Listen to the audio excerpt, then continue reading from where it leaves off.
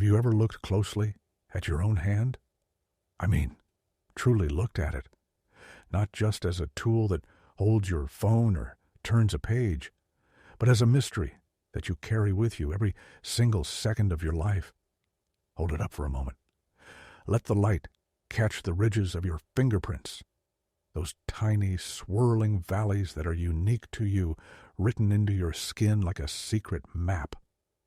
Press your thumb against your forefinger. Feel that? That sensation of pressure, of resistance, of solidity. It feels absolute, doesn't it? It feels like truth. You are here. The world is solid. The chair beneath you, the device in your hand, the air brushing against your face.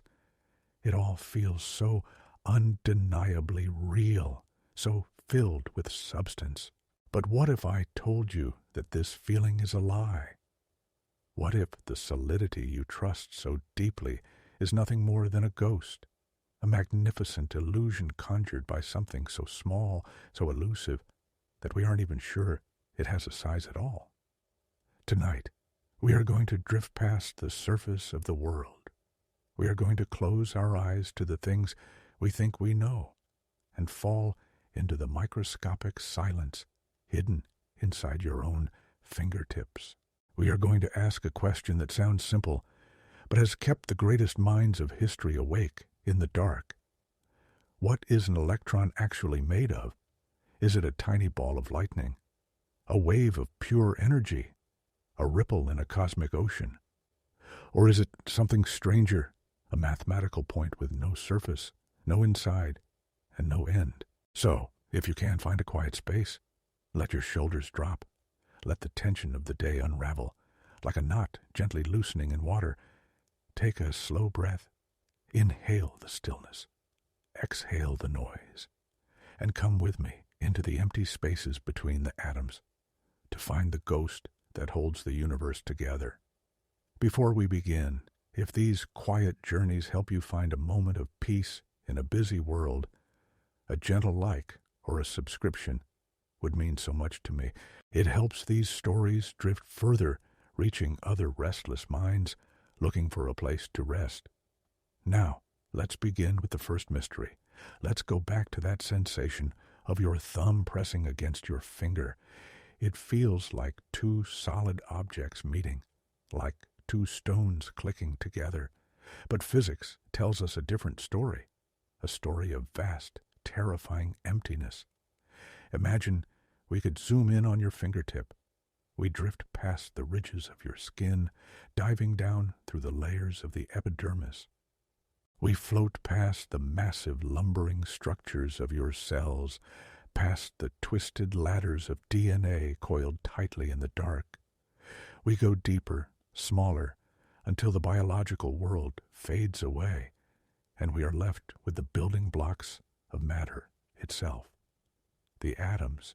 You might remember the picture of the atom from your school textbooks. A friendly little solar system, a cluster of red and blue balls in the center, the nucleus, and tiny little dots orbiting around it like planets. It looks crowded. It looks busy. It looks solid. But that picture is wrong. It is a necessary simplification, a map that hides the true scale of the territory. If we were to see an atom as it truly is, the emptiness would make you dizzy. Imagine the nucleus of the atom, the heavy heart where the protons and neutrons live, is a single grain of sand floating in the middle of a vast cathedral. The dome of the cathedral towers high above, silent and shadowy. The walls are miles away. And where is the electron? The electron is a speck of dust dancing somewhere near the stained glass windows, miles from that grain of sand in the center. Between the nucleus and the electron, there is nothing. No air, no light, no substance. Just a void so pure and absolute that it makes the vacuum of outer space look cluttered. This is the shocking truth of your own body. You are 99.99% empty space. If we remove the space between the particles in your body, If we squeezed out all that emptiness and left only the actual matter, the entire human race, all 8 billion of us, would fit inside a single sugar cube. So, why don't you fall through the chair you're sitting on? Why doesn't your hand pass through the table like a ghost passing through a wall if you are mostly emptiness and the table is mostly emptiness? You should glide right through each other without ever touching. The reason you don't is the electron, or rather, the electron's ferocious need for personal space. This is where the story gets strange. The electron is not just a lazy planet orbiting a sun. It is a frantic, energetic ghost. It moves at speeds we can barely comprehend. Imagine a ceiling fan spinning on its highest setting. When the blades are still, you can easily put your hand between them. There's plenty of empty space. But when that fan is spinning at full speed, the blades blur into a solid disk. If you try to touch it now, you will feel a hard, impenetrable surface. The electron does something similar. It moves so fast around the nucleus, vibrating and probability jumping, that it creates a shell, a shield of energy. It isn't solid, but it acts solid. It defends the empty cathedral from intruders. But there is a second, deeper law at work here, a law called the Pauli exclusion principle. It sounds technical, but it's actually quite poetic. It is the law of cosmic uniqueness. It states that no two electrons can occupy the same quantum state at the same time. They are fermions, the individualists of the particle world. They refuse to overlap. They refuse to share. When the electrons in your finger approach the electrons in the table, they panic. They sense the other electrons trying to occupy their space, and they push back with tremendous force. That push, that electromagnetic resistance, is what you feel as touch. You have never actually touched anything in your life. You have never touched your parents, your children, or your lover. You have only ever felt the repulsion of their electron fields hovering a microscopic distance away from yours. You are floating, always, on a cushion of quantum force. So, the electron is the reason you exist. It is the architect of solidity. It creates the volume of the atom. Without it, the nuclei would collapse into a dense sludge, and the universe, as we know it, would vanish. But this brings us to the edge of the true mystery. We know what the electron does. It pushes, it flows, it bonds, it builds the world. But what is it? If we could stop that spinning fan blade, if we could freeze the atom and pluck that frantic little ghost out of the air, if we put it on a table and cut it open, what would we find inside? This is where the physics we learned in school begins to crumble. Because when we look inside the proton, the heart of the atom, we find things. We find 3 quarks swirling in a dance of gluons. We can smash protons apart and see their insides spilling out like the gears of a broken watch. But the electron resists. For over 100 years, we have smashed electrons together. We have fired them at targets. We have trapped them in magnetic bottles. And every single time, we find nothing. No quarks, no gears, no smaller parts. As far as we can tell, the electron is not made of anything else. It is fundamental. It is a bottom layer of reality. But how can something be real if it has no parts? How can it have mass? How can it spin? How can it carry a charge if it has no size? Is it a point? A zero-dimensional dot? Imagine that for a second, an object with a zero radius. If it has zero radius, it has zero volume. And if it has zero volume, then its density, its mass divided by its volume, should be infinite, a singularity, a black hole. Yet the electron is not a black hole. It is light. It is swift. It is everywhere. This is the paradox that keeps us up at night. We are built out of bricks that have no size. We are made of ghosts that pretend to be solid. So, what is it really? To answer that, we have to let go of the idea of things entirely. We have to stop thinking of the universe as a box of marbles and start thinking of it as something else, something more fluid, something more musical.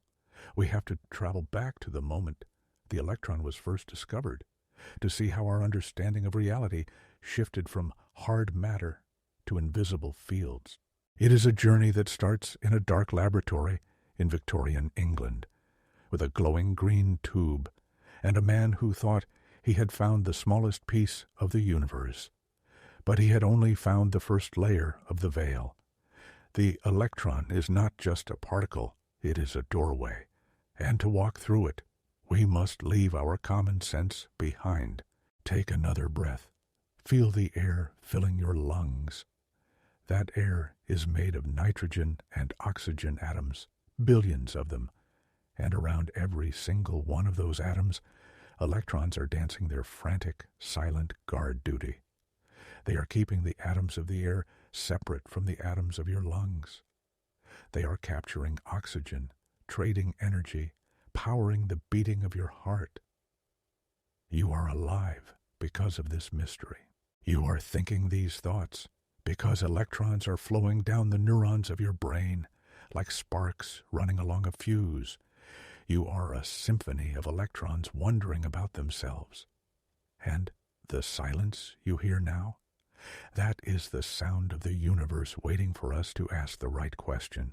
So let's ask it. Let's go deeper.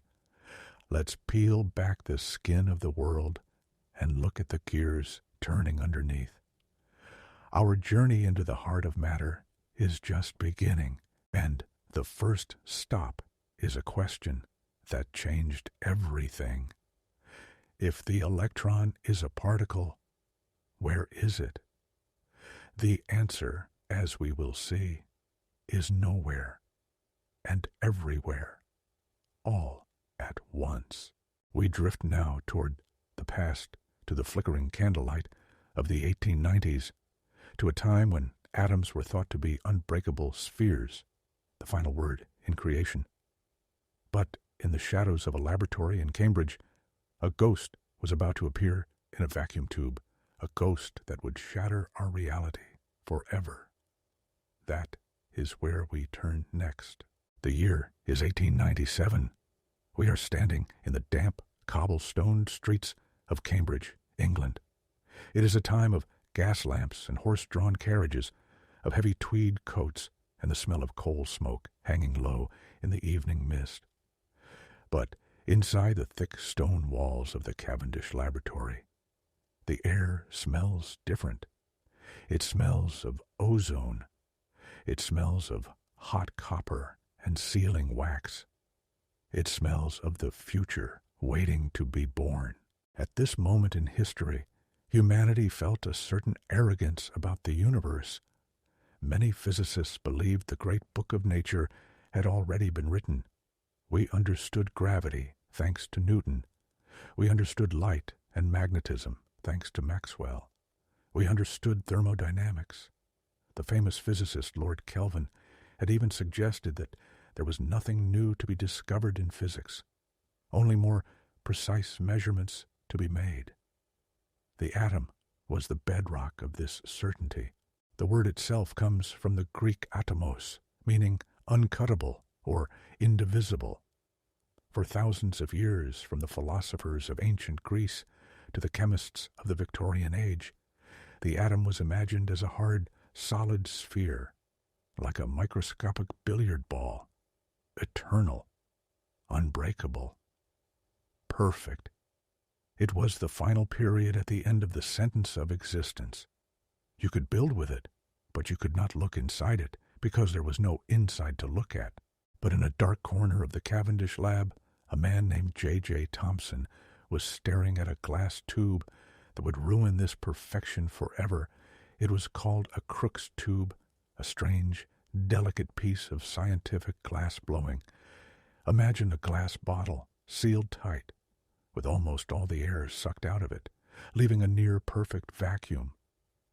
At one end, a metal plate called a cathode.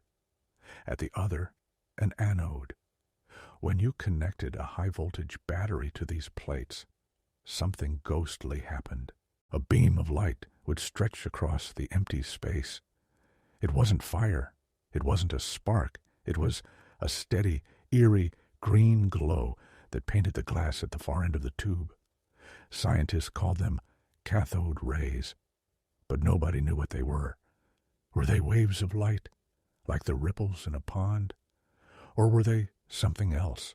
Thomson was a quiet man, careful and meticulous, but he had a suspicion that the world was stranger than the textbooks claimed. He decided to ask the green ghost a question. He took a magnet, a simple horseshoe magnet, and brought it close to the glass tube. If the ray was just light, the magnet should have no effect. Light doesn't care about magnets. A flashlight beam doesn't bend when you wave a magnet near it. But as Thomson brought the magnet closer, the green beam moved. It curved. It bent away from the magnet like a stream of water pushed by a strong wind. Thomson watched the beam dance. He realized that whatever was flowing inside that tube carried an electric charge. It was negative. It was repelled by the negative pole of the magnet and attracted to the positive. Light cannot hold a charge. Waves cannot be pushed by a magnetic field in this way. Therefore, the ray was not light. It was matter. It was a stream of tiny, fast-moving particles. But here was the problem. Here was the impossibility. The tube was vacuum-sealed. There was no gas inside to carry the current, and the metal electrodes were cold, solid matter. Where were these particles coming from? They were being ripped out of the metal itself. They were pieces of the atom, tearing loose and flying across the void. Thomson began to measure them. He calculated how much they bent, how fast they moved, and how much energy they carried. And when the numbers finally settled, they revealed something that seemed insane. These particles were light. Impossibly light. They were almost 2,000 times lighter than the lightest atom known to science, the hydrogen atom.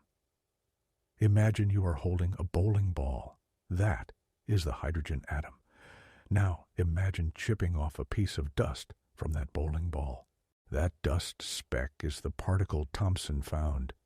He called them corpuscles. We know them today as electrons. Do you understand the weight of this moment? For the first time in human history, the uncuttable had been cut. The solid billiard ball of the atom was not solid at all. It was a container. It was a cage holding thousands of these tiny, buzzing corpuscles. Thomson had discovered the subatomic world. He had peeled back the skin of reality and found a finer grain underneath. The news shocked the scientific world. Some thought he was joking. Some thought his experiments were flawed. How could matter be made of things that were practically weightless? If these electrons were so small, what filled the rest of the atom? The hard, comforting floor of Victorian physics had fallen away, and underneath was a confusing, swirling deep. Thomson tried to make sense of it. He tried to build a new picture of the world. He proposed a model that to modern ears sounds almost culinary. He imagined the atom not as a solar system, that idea would come later, but as a pudding, the plum pudding model. He suggested that the atom was a positively charged sphere of dough, a vague, spread-out cloud of energy, and the tiny electrons were stuck inside it like raisins in a Christmas pudding, floating, suspended, balanced in a soft electrical soup. It was a gentle image, a stable image, but it was an image of a world that was soft, permeable, and filled with thousands of tiny particles. It meant that the chair you sit on, the water you drink, the air you breathe, everything was made of this electrical pudding, Think about that for a moment as you lie here. Look at the device you are using to listen to this story. Maybe it's a phone with a glowing screen. That screen is the great-grandchild of Thomson's tube. Every pixel that lights up is triggered by the flow of electrons. We have tamed the ghost. We have taken the green phantom from the Victorian laboratory and taught it to paint pictures of our families, to send our words across the ocean, to play this very voice into your ears. The electron is the worker bee of the modern age. It runs our cities. It beats in the silicon hearts of our computers. But in 1897, it was just an anomaly, a glitch in the theory of the world. Thomson's discovery did something else, something deeper than just identifying a particle. It broke the seal on the mystery of stuff. Before this, matter was just matter. A rock was a rock. Gold was gold. But the electron showed us that matter is actually electricity in disguise, that the hardness of a stone is just a balance of charges, that the universe is not made of solid things, but of forces held in precarious balance. It was the first step into the quantum realm, though they didn't know that name yet. They had found the grain of sand, but they had not yet seen the cathedral. Imagine the courage it took to publish that idea, to tell the world that everything they touched was an illusion made of swarming gnats. Thomson opened the door, but he didn't walk all the way through. His pudding model was safe. It was cozy. It kept the atoms solid-ish. It kept the universe filled. He didn't know yet that the dough of his pudding didn't exist. He didn't know that the positive charge wasn't a soup, but a bullet. He didn't know that the emptiness was coming. The electron was just the first domino. And as the 20th century dawned, a student of Thomson's, a boisterous, loud-voiced man from New Zealand named Ernest Rutherford, was about to knock over the next one. And this time, the model wouldn't just shift. It would explode. The pudding would vanish, and the terrifying void would take its place. But for tonight, let's stay with the corpuscle. Let's stay with the green glow in the glass. Close your eyes and imagine that stream of silent fire bending under the magnet. Imagine the realization washing over you. I am not one thing. I am a swarm. You are a colony of billions upon billions of tiny sparks, held together by nothing but mutual attraction. It feels fragile, doesn't it? To know that your solidity is just a temporary agreement between particles. But there is beauty in that fragility. It means you are dynamic. It means you are energy. It means you are electric. As we leave the Victorian lab, blowing out the gas lamps and stepping back into the fog, we carry this new knowledge with us. The atom has parts. The world is divisible. And the smallest part of you is a thing that loves to move, loves to flow, and refuses to sit still. But if the electron is a particle, a tiny ball of negative charge, then it must be orbiting something, right? Like a planet orbits a sun? That is the picture we all learned. The classic solar system atom, it is elegant, it is beautiful, and it is completely, spectacularly wrong. Because if an electron were really a planet orbiting a nucleus, something catastrophic would happen in less than a fraction of a second. The universe shouldn't exist. You shouldn't exist. Every atom in your body should have collapsed into a burst of light billions of years ago. Why didn't they? What stopped the crash? To answer that, we have to watch the solar system model die. We have to witness the birth of a new kind of physics, one where rules like position and speed stop making sense. That is where we are going next, into the catastrophe that saved the universe. So settle in. Feel the weight of your body on the bed, that sensation of electrons pushing against electrons, a silent, microscopic high five that keeps you from falling through the floor. Let the green glow fade. The real mystery is about to begin, because the electron isn't just a piece of dust.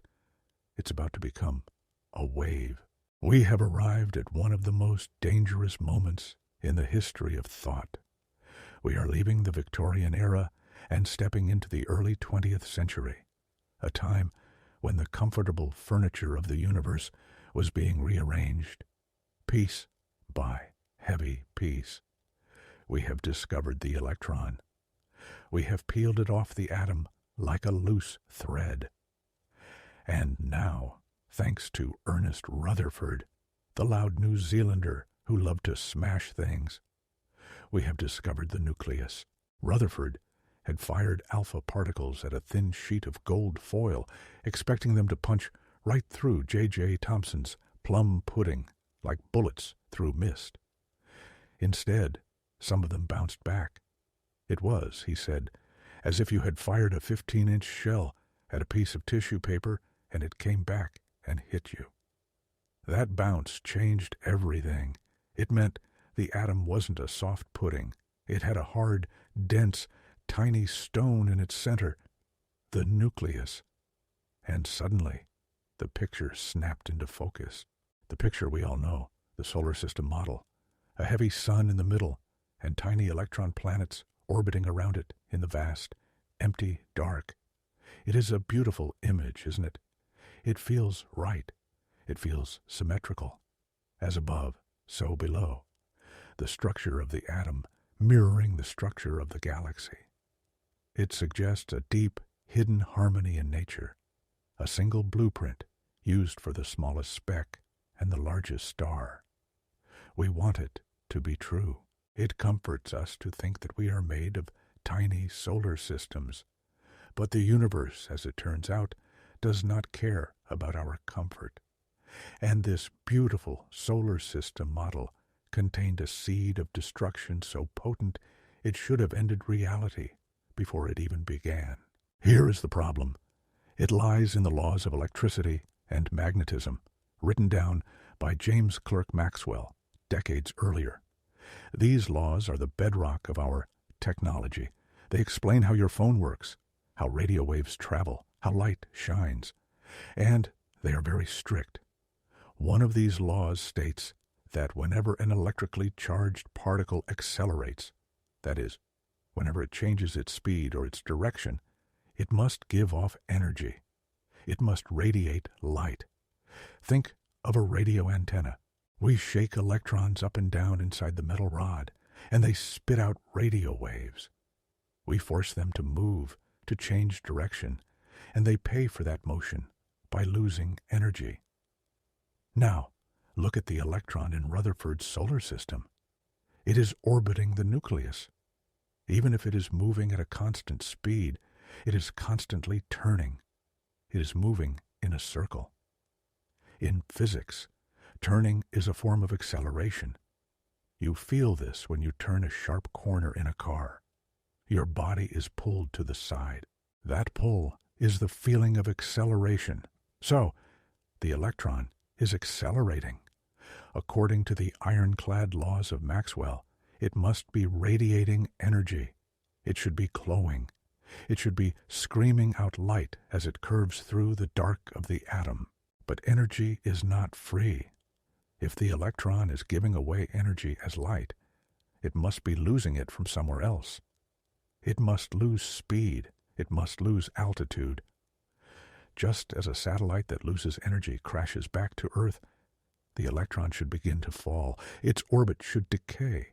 It should spiral inward, moving faster and faster, glowing brighter and brighter, a microscopic death scream of light and motion. And then, crash. It should slam into the nucleus. The positive and negative charges would neutralize. The atom would collapse. The structure of matter would vanish. How long should this take? Physicists did the math. They calculated the time it would take for a solar system atom to commit suicide. The answer was not billions of years. It was not even a second.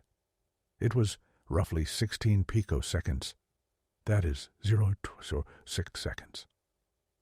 If the laws of physics were correct, every atom in the universe should have collapsed instantly. The moment the universe cooled enough for atoms to form, they should have unformed. There should be no stars, no planets, no light, no you, just a dull, formless soup of neutralized particles. And yet, here you are. Tap your finger on your chest. Feel that solidity? That is the sound of physics being wrong. That is the stubborn persistence of matter, defying the laws that were supposed to govern it. The silence of your own body is a miracle. The electrons in your hand are whirling around billions of times a second, and yet they do not crash. They do not scream. They do not die. Why? This question hung over the scientific world like a storm cloud. It was the ultraviolet catastrophe of the atom. Either the laws of electricity were wrong, or our picture of the atom was wrong. Something had to give. Enter a quiet, intense young Dane named Niels Bohr. Bohr was working with Rutherford in Manchester in 1912. He saw the problem clearly. He knew the solar system model was doomed by classical physics. But Bohr was brave enough to suggest something radical. He looked at the problem and essentially said, if the rules say the atom must collapse, and the atom does not collapse, then the rules do not apply here. He decided to break the law. He proposed that down in the subatomic deep, the smooth, continuous flow of nature stops. In our world, things are continuous. If you roll a ball down a ramp, it can be at any height. It flows smoothly from top to bottom. It doesn't teleport from 1 inch to the next. But Bohr said the atom is not a ramp. It is a staircase, a set of specific, distinct steps. He proposed that electrons are not allowed to orbit just anywhere. There are forbidden zones. Imagine a train track that goes around the nucleus.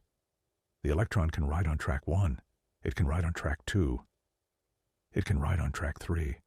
But it cannot exist between the tracks. The space between them is not just empty. It is impossible. It is territory where the electron simply cannot be. And here was the magic rule Bohr invented. As long as the electron stays on one of these special tracks, it does not radiate energy. It becomes invisible to Maxwell's laws. It can spin forever, silent and safe, without losing a single drop of power.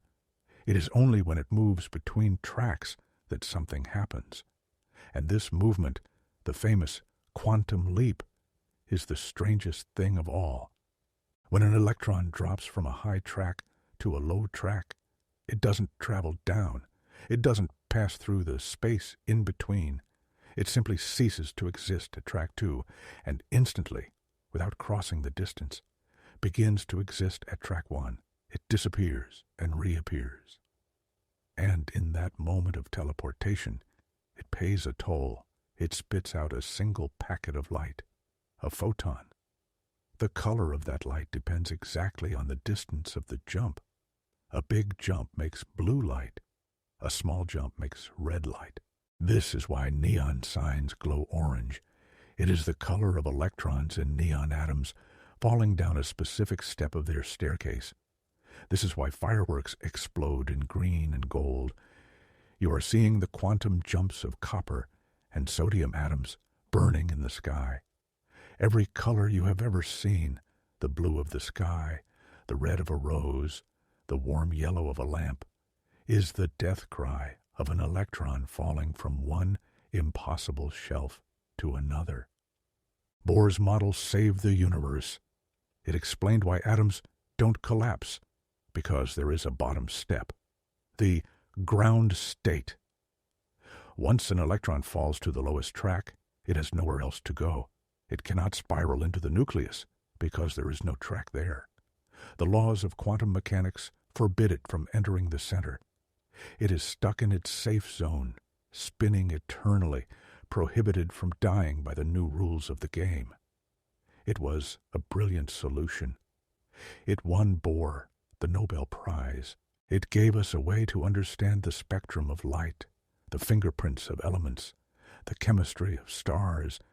But there was a problem. It was ugly. Not visually. Visually, it was still the nice rings and planets. But intellectually, it was a mess. It was a patchwork. Bohr had taken classical physics and just glued some new arbitrary rules on top of it. You can orbit, but only here. You radiate, but only when jumping. Why? Why were those orbits special? Why did the electron have to teleport? Bohr didn't know. He just knew it worked. It was like fixing a broken engine by hitting it with a hammer in a very specific spot. It runs, but you don't really understand why. And deeper down, the electron itself was still a mystery. In Bohr's model, it was still a particle, a tiny hard marble jumping between tracks. But particles don't teleport. Particles don't have forbidden zones.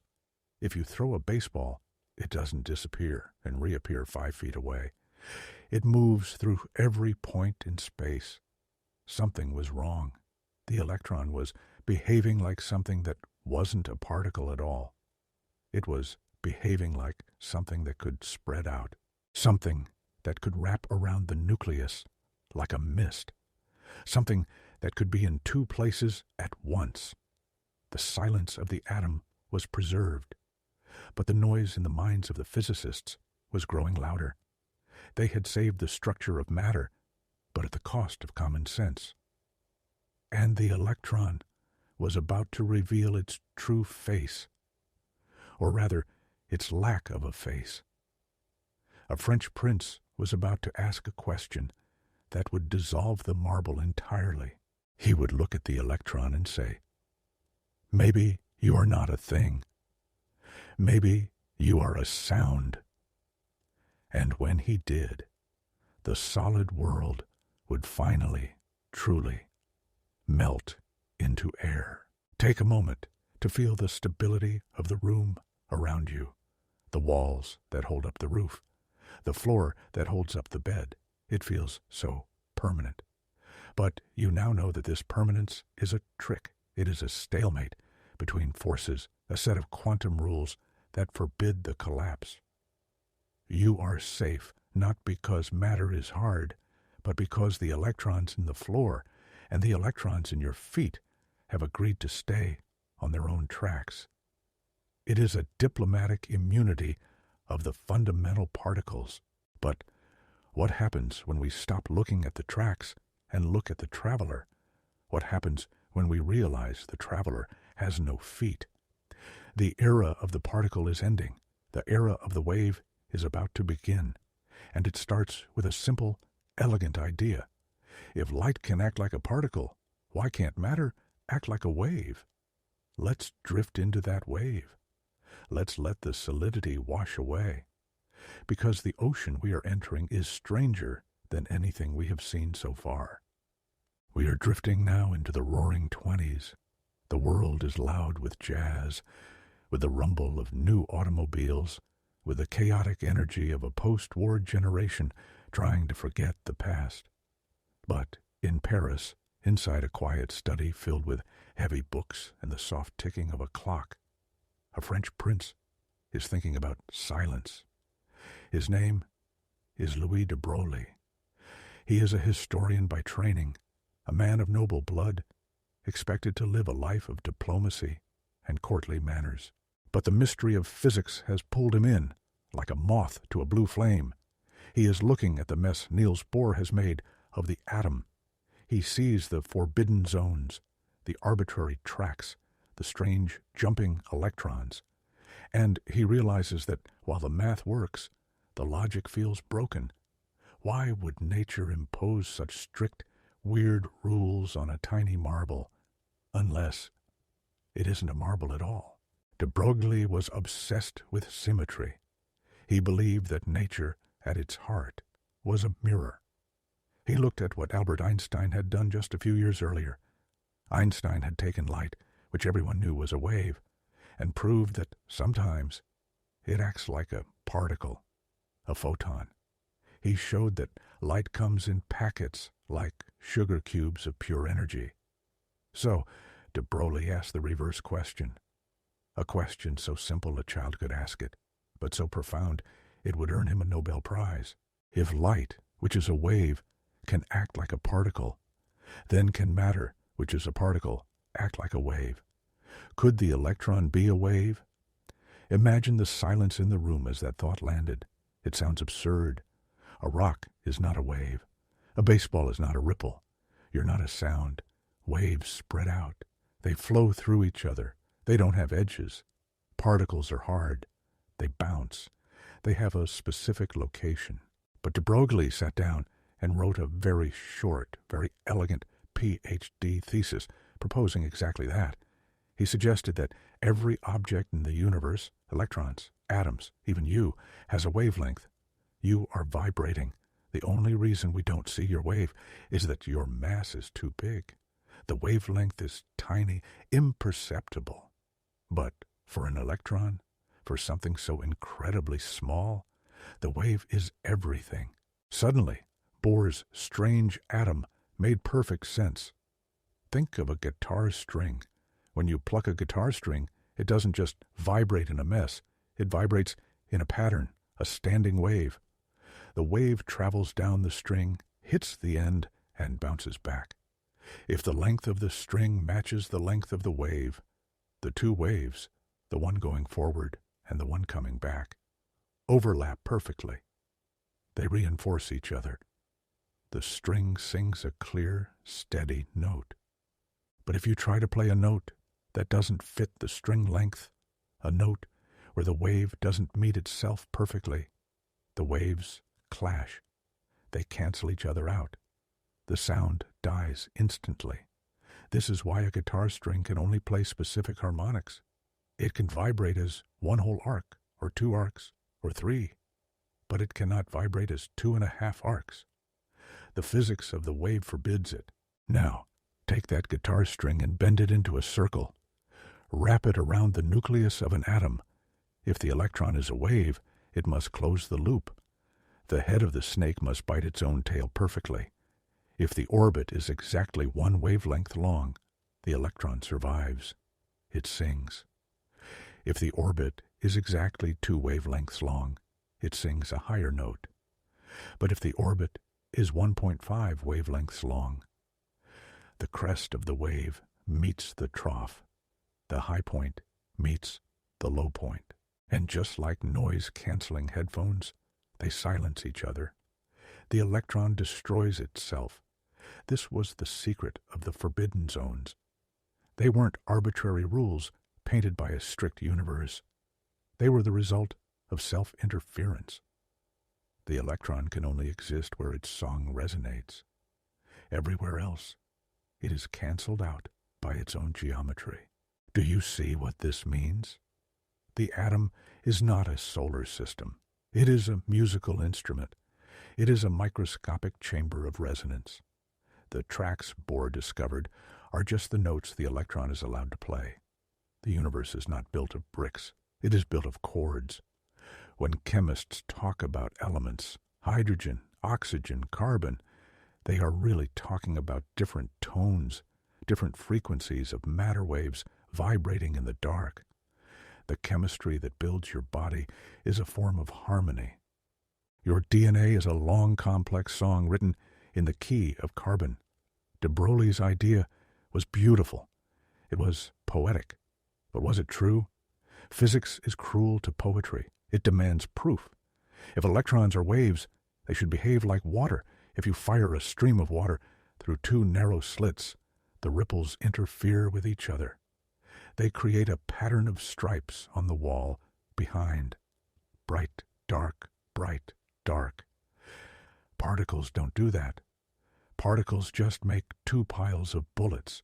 So, a few years later, 2 American scientists, Clinton Davison and Lester Germer, accidentally tested this. They were firing electrons at a crystal of nickel, expecting them to bounce off like tiny ping-pong balls. But the nickel crystal had a regular structure, like a diffraction grating, and when they looked at where the electrons landed, they didn't see a random scatter. They saw stripes. They saw the unmistakable pattern of interference. The electrons were not bouncing. They were rippling. They were flowing through the crystal like light, flowing through a prism. The hard matter was behaving exactly like a beam of light. The ghost in the machine was verified. The electron had lost its body and found its voice. This realization changes how you feel about yourself, doesn't it? Touch your hand again. It feels solid because the waves are tight, the frequency is high. But deep down, there is no stuff there. There is only the vibration of fields. You are a localized disturbance in the quantum field. You are a collection of standing waves that has learned to think. And this leads to a strange, dreamlike thought. If you are a wave, you don't really end. A particle has a boundary. It is here, and then it stops. But a wave tails off. It spreads. Theoretically, the wave function of the electrons in your body extends outward, getting fainter and fainter, but never truly reaching zero.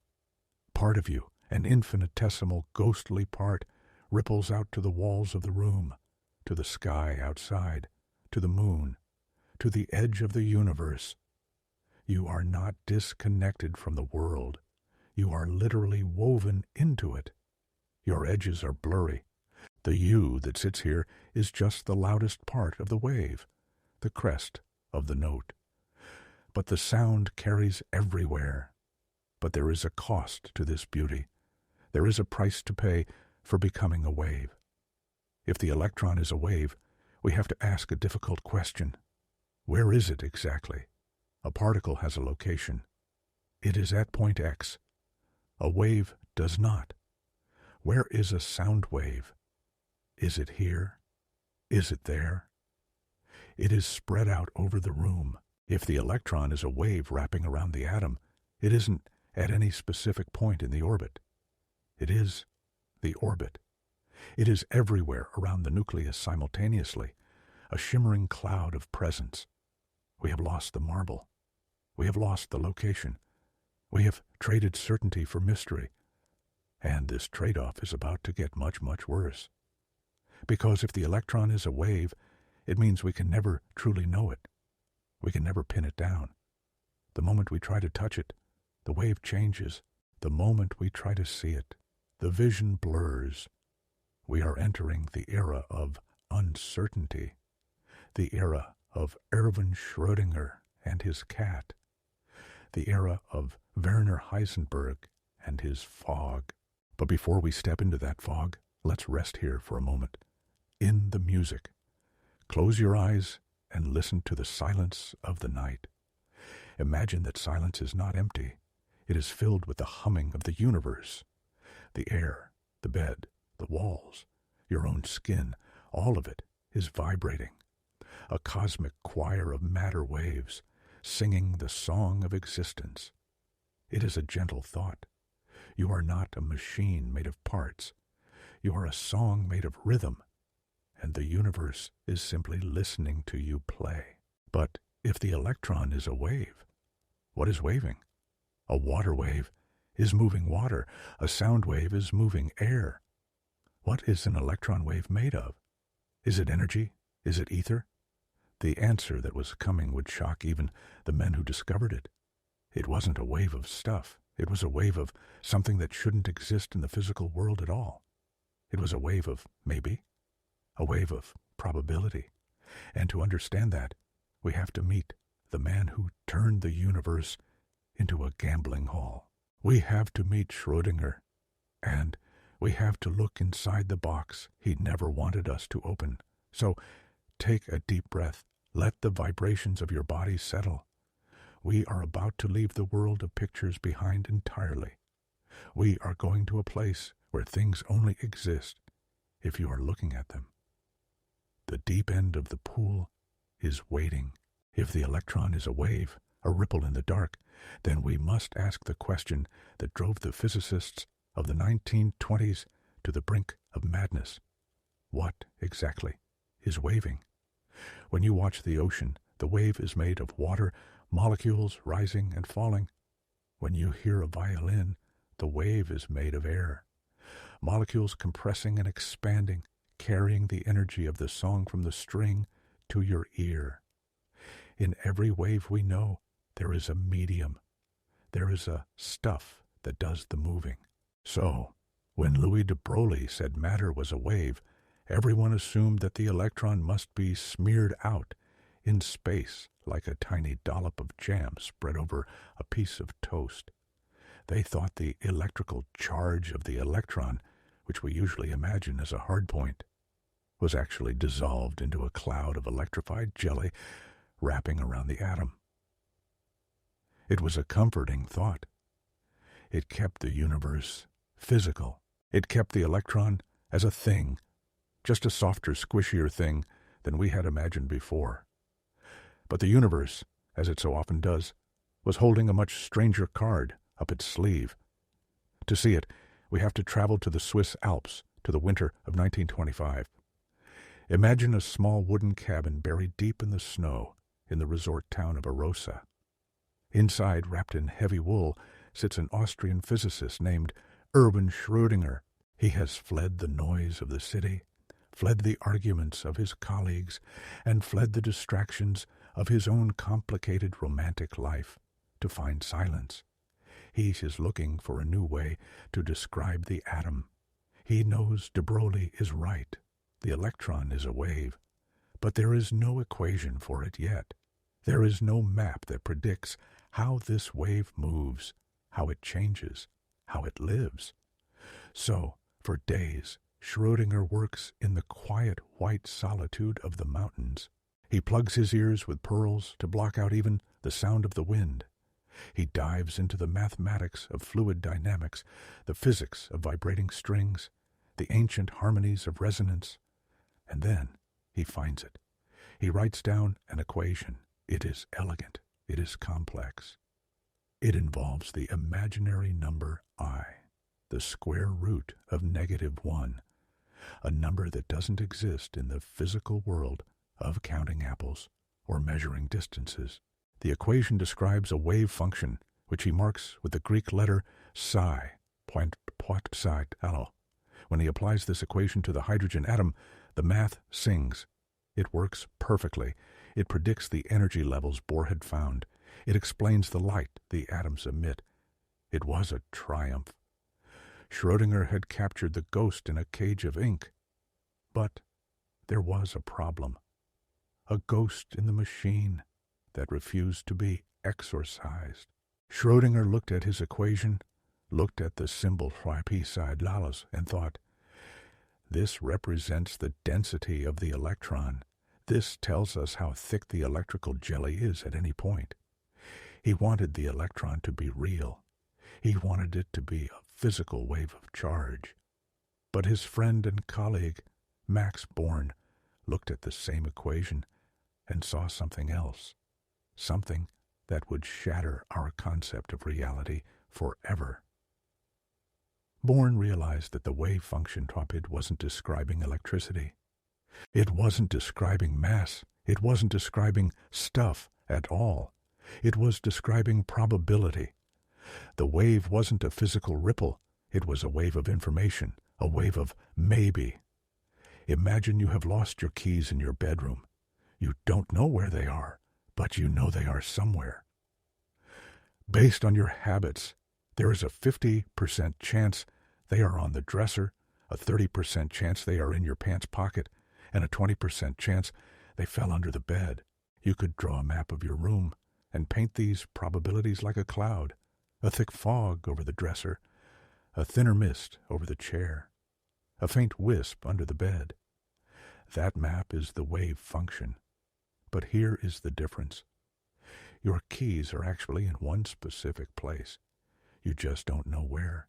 If you look under the bed and they aren't there, they were never there. Your ignorance was the only cloud. But for the electron, The cloud is the electron.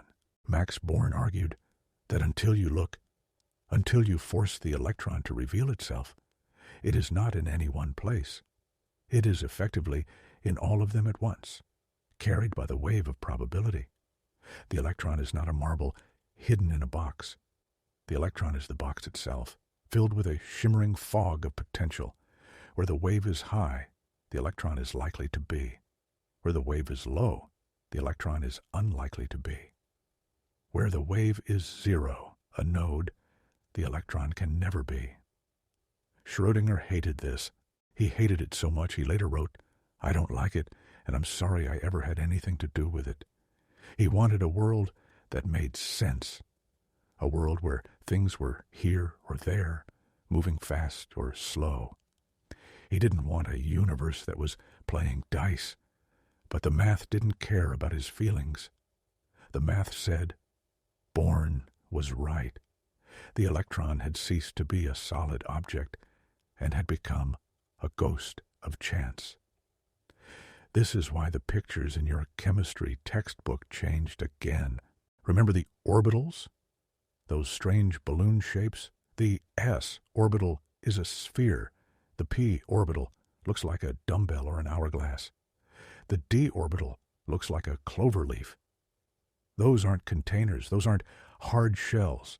Those shapes are just the maps of the gambling house.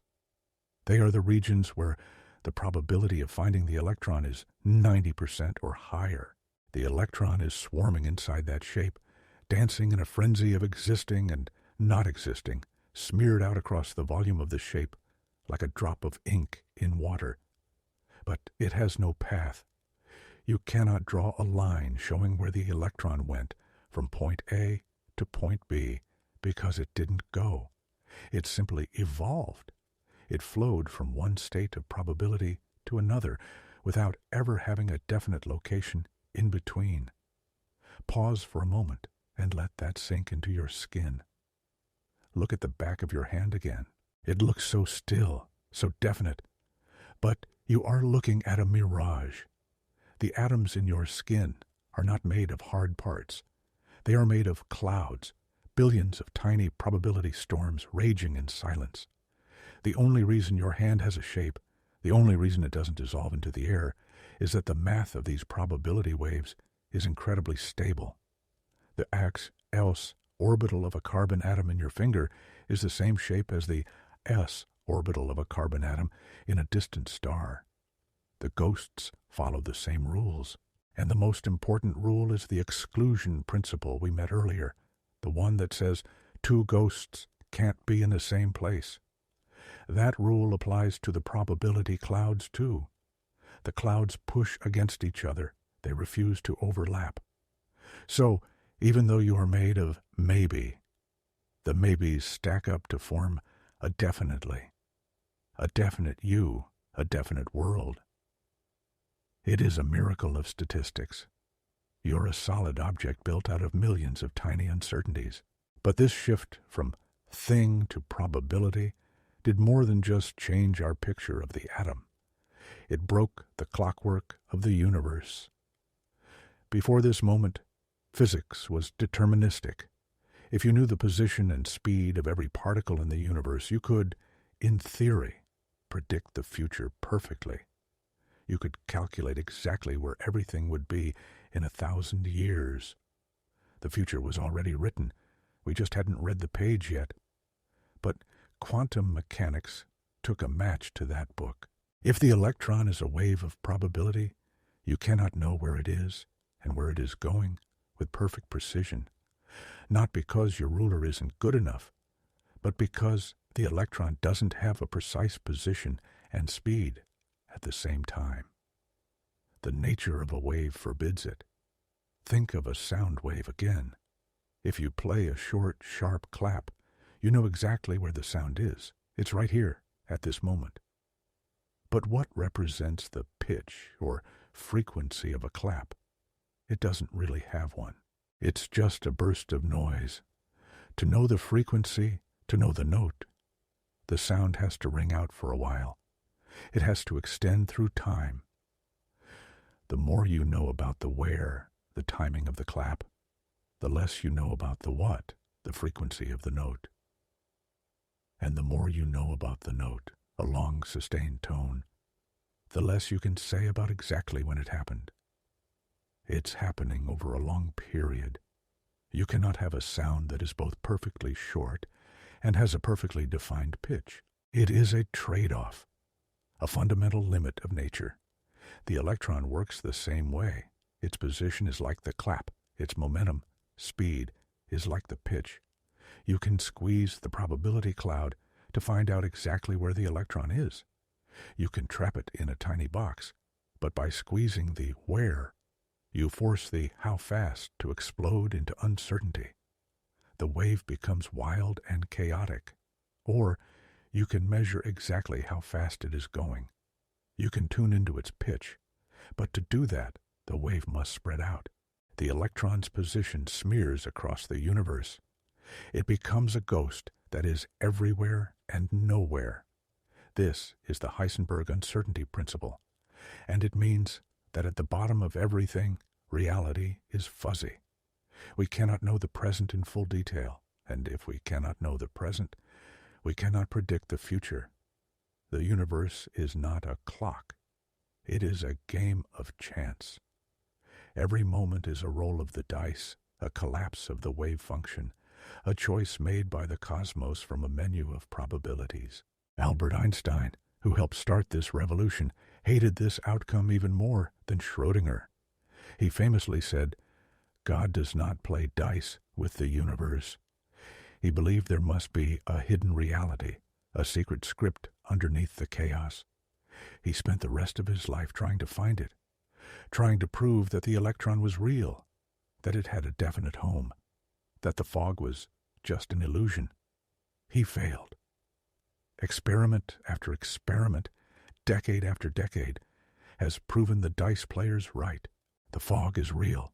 The uncertainty is built into the bedrock of existence. But there is a strange comfort in this, isn't there? If the world were a clockwork machine, you would be just a cog. Your thoughts, your choices, your dreams would just be the inevitable ticking of gears set in motion at the Big Bang. But if the electron is a cloud, if the atom is a game of chance, then there is space for something else. There is space for surprise. There is space for the new. The universe is not finished. It is being written moment by moment in the collapse of the waves. So lie back and feel the softness of the uncertainty. You are not a hard, fixed thing. You are a probability. You are a cloud of potential, held together by the harmony of your own wave function. The atoms in your body are shimmering with the energy of maybe, and in that shimmer, life exists. But the story of the electron isn't over. We have turned it from a particle into a wave, and from a wave into a cloud of chance. But we haven't asked the biggest question of all. If the electron is a cloud, where does the mass come from? Why does this ghost have weight? Why does it resist when you push it? To answer that, we have to go deeper than quantum mechanics. We have to go to a place where matter and energy stop being different things. We have to meet the Dirac sea. We have to discover that the empty space we talked about earlier isn't empty at all. It is full. It is boiling. And the electron might just be a bubble in an infinite ocean of invisible light. Let the wave of probability wash over you. Let the certainty of the day dissolve into the mist of the night. The solid world is sleeping. The quantum world is awake, dancing in the dark. And we are drifting right into the heart of the storm, into the ocean that fills the void. Ready? We are entering the strange, silent territory of the late 1920s. The quantum revolution is in full swing. Bohr has built his staircase. De Broglie has strummed his guitar strings, and Heisenberg has unleashed his fog of uncertainty. But there was a crack in the foundation, a quiet, nagging problem that no one could solve. The new quantum physics worked beautifully for slow-moving electrons. It explained the chemistry of a candle flame and the color of a rose. But it failed when things moved fast. When an electron approached the speed of light, the cosmic speed limit set by Albert Einstein, the Schrodinger equation fell apart. It was as if the two greatest theories of the age, quantum mechanics and special relativity, were speaking different languages. One described the tiny, the other described the fast, and they refused to shake hands. Into this standoff stepped a man who was arguably the strangest figure in the history of science. Paul Dirac. He was a British physicist so famous for his silence that his colleagues in Cambridge jokingly invented a unit of measurement called the Dirac. 1 Dirac was defined as 1 word per hour. He was a man of pure logic, devoid of metaphor, devoid of small talk. He saw the world as a structure of crystalline mathematical beauty. He believed that if a mathematical equation was beautiful, it must be true, even if it contradicted our senses. So, in 1928, Dirac sat down to do the impossible. He tried to merge Schrodinger and Einstein. He tried to write an equation that would describe an electron moving near the speed of light. He worked in silence. He manipulated the symbols, rotating the matrices, folding space and time together on the page. And then he found it. The Dirac equation. It is often cited as the most beautiful equation in all of physics. Concise, elegant, powerful. It described the electron perfectly. It predicted its spin, its magnetism, its movement. But when Dirac looked closely at the solution his equation gave him, he saw something terrifying. In mathematics, the square root of a number like 4 is 2, but it is also -2. 2 times 2 is 4, but -2 times -2 is also 4. Usually in physics, we throw the negative answer away.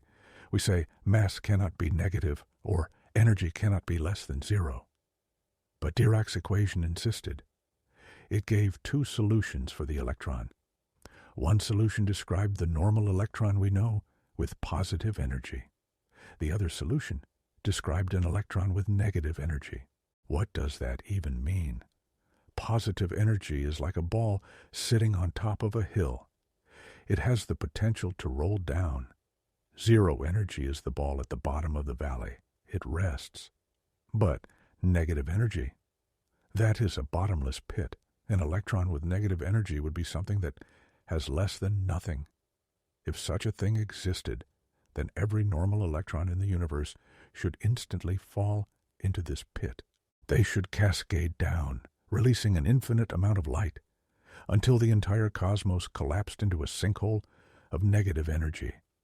Since the universe hasn't collapsed, physicists told Dirac his equation was wrong. Throw away the negative solution, they said. It's just a mathematical artifact. It's a ghost. But Dirac was stubborn. He trusted the math more than he trusted the visible world. He looked at that negative sign, and he didn't see a mistake. He saw a revelation. He asked a question that sounds like a Zen koan. Why don't the electrons fall down?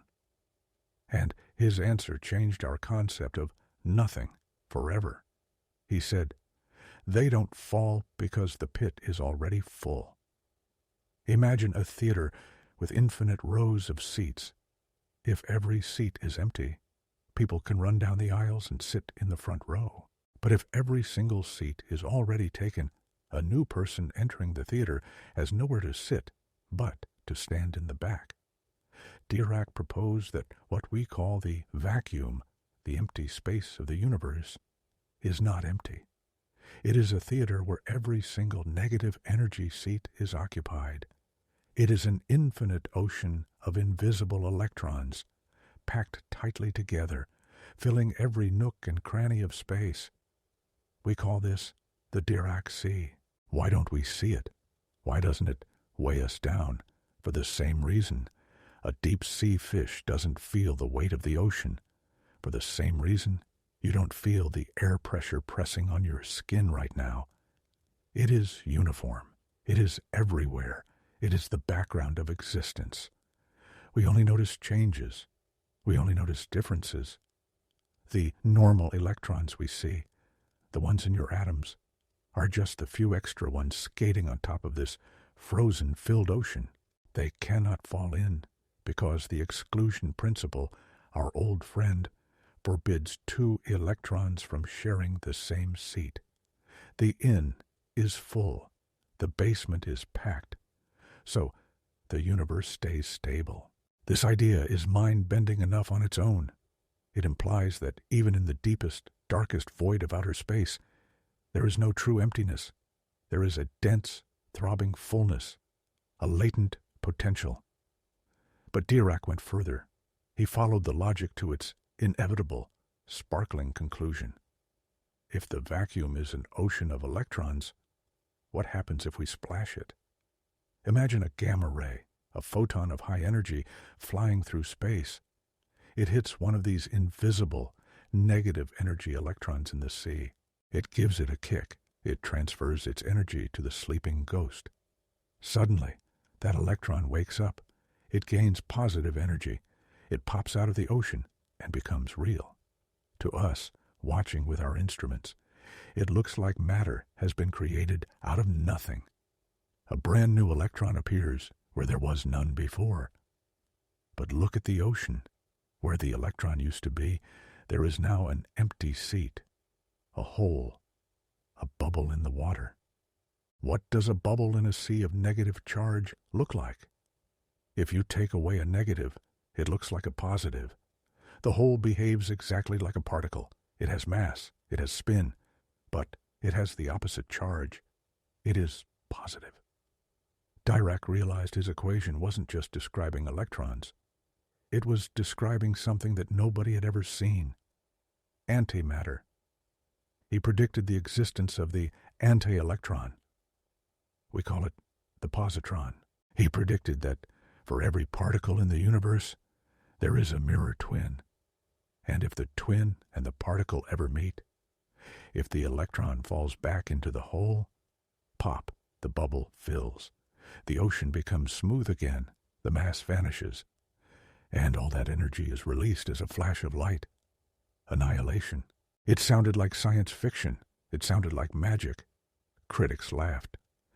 Dirac has solved the problem by filling the universe with infinite invisible ghosts, they said. But the universe, once again, sided with the strange. In 1932, just 4 years after Dirac wrote his equation, an American physicist named Carl Anderson looked at a cloud chamber in California. He saw a track left by a particle from cosmic rays. It looked exactly like an electron. It had the same mass. It moved the same way. But when he applied a magnetic field, it curved the wrong way. It was positive. It was the positron. Dirac was right. The ocean was real. The emptiness was not empty. Pause and hold this image in your mind. Look at the space in front of your face. It looks clear. It looks like nothing. But now you know the truth. It is a seething, silent ocean of sleeping particles. And you? What are you? The atoms of your body, the electrons in your hands, your eyes, your heart, are just the foam on the waves. You are an excitation of the void. You are the disturbances, the ripples, the energetic accidents that have risen above the surface of the infinite deep. Matter is not a separate thing from empty space. Matter is just empty space that is vibrating. We are not distinct from the universe. We are made of the same fabric as the nothingness that surrounds us. We are just the parts of the nothing that have learned to dance. This realization brings a strange kind of peace, doesn't it? We tend to fear the void. We fear the dark, the empty, the silence. But physics tells us there is no such thing as truly empty. You are never alone. You are never isolated. You are swimming in an infinite sea of connection. Every breath you take is a dialogue with the vacuum.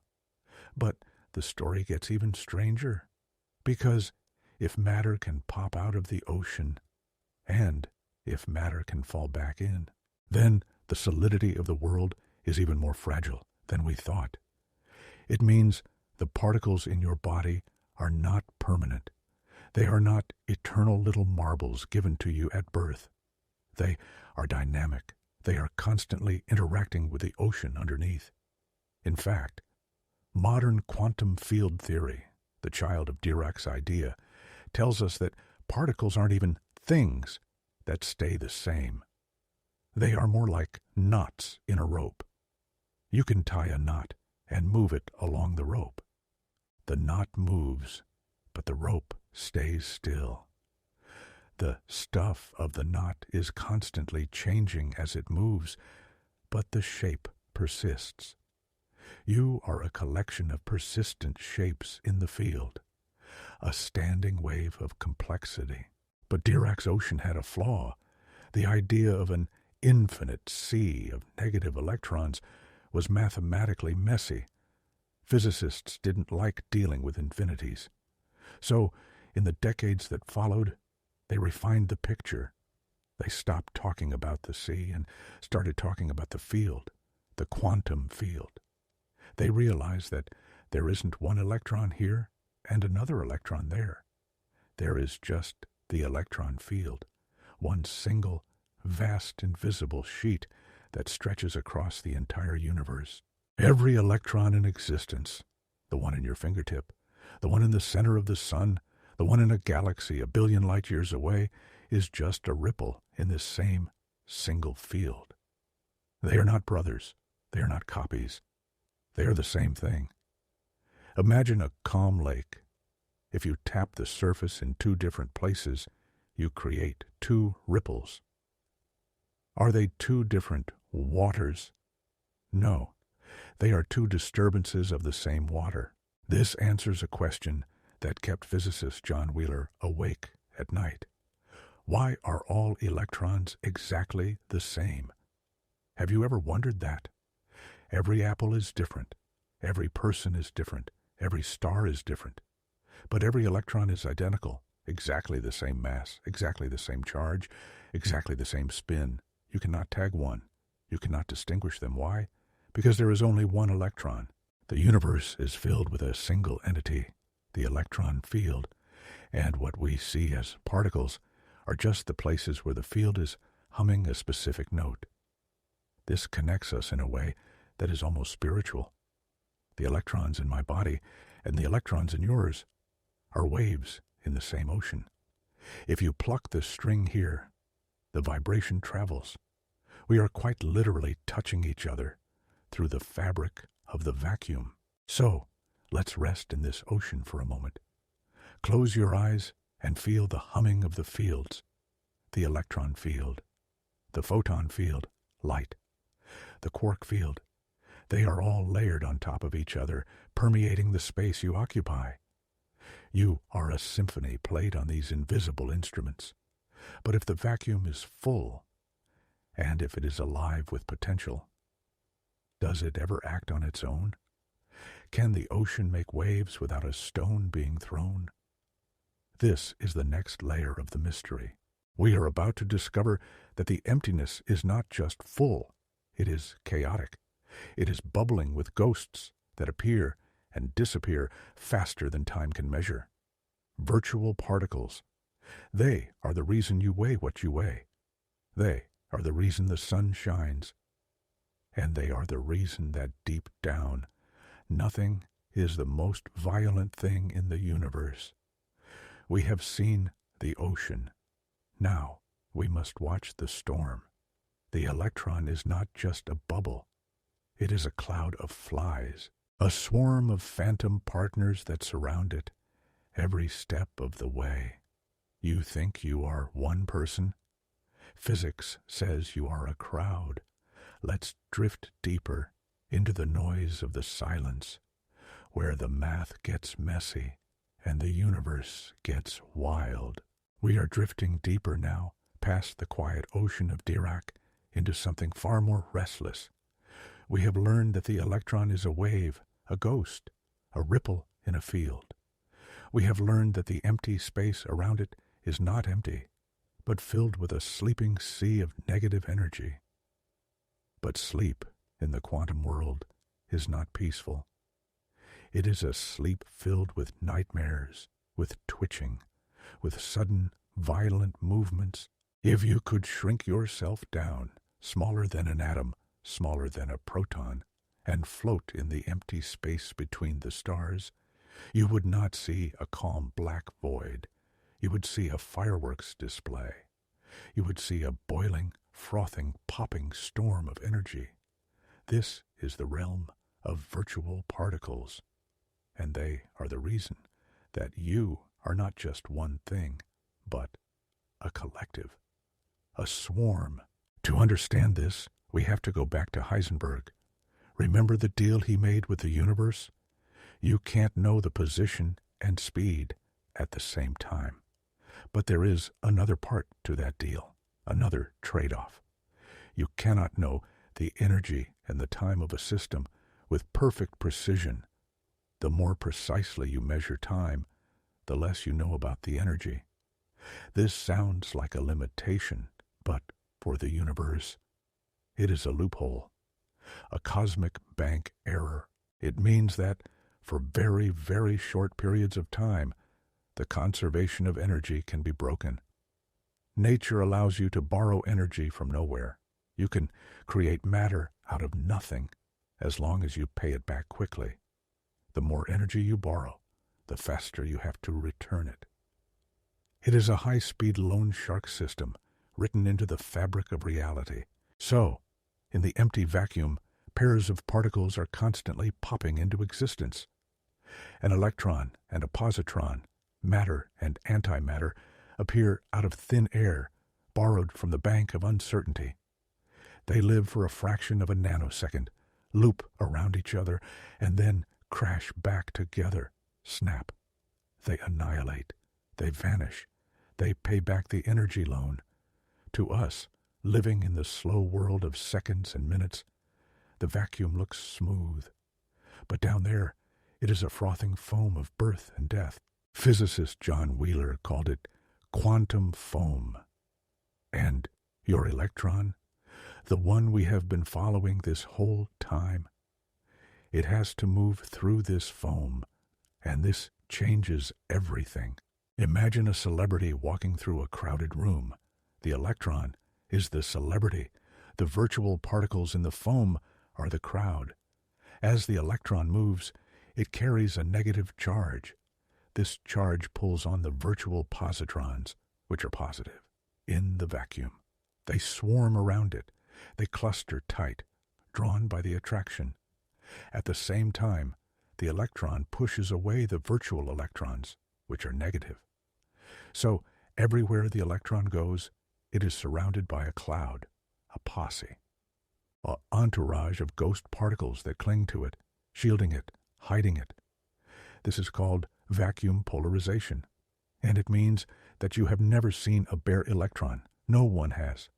What we see, what we measure, what we touch, is always the electron, plus its cloud. We see the dressed electron. The naked electron is hidden deep inside the swarm. This brings us to a terrifying realization. The cloud acts as a screen.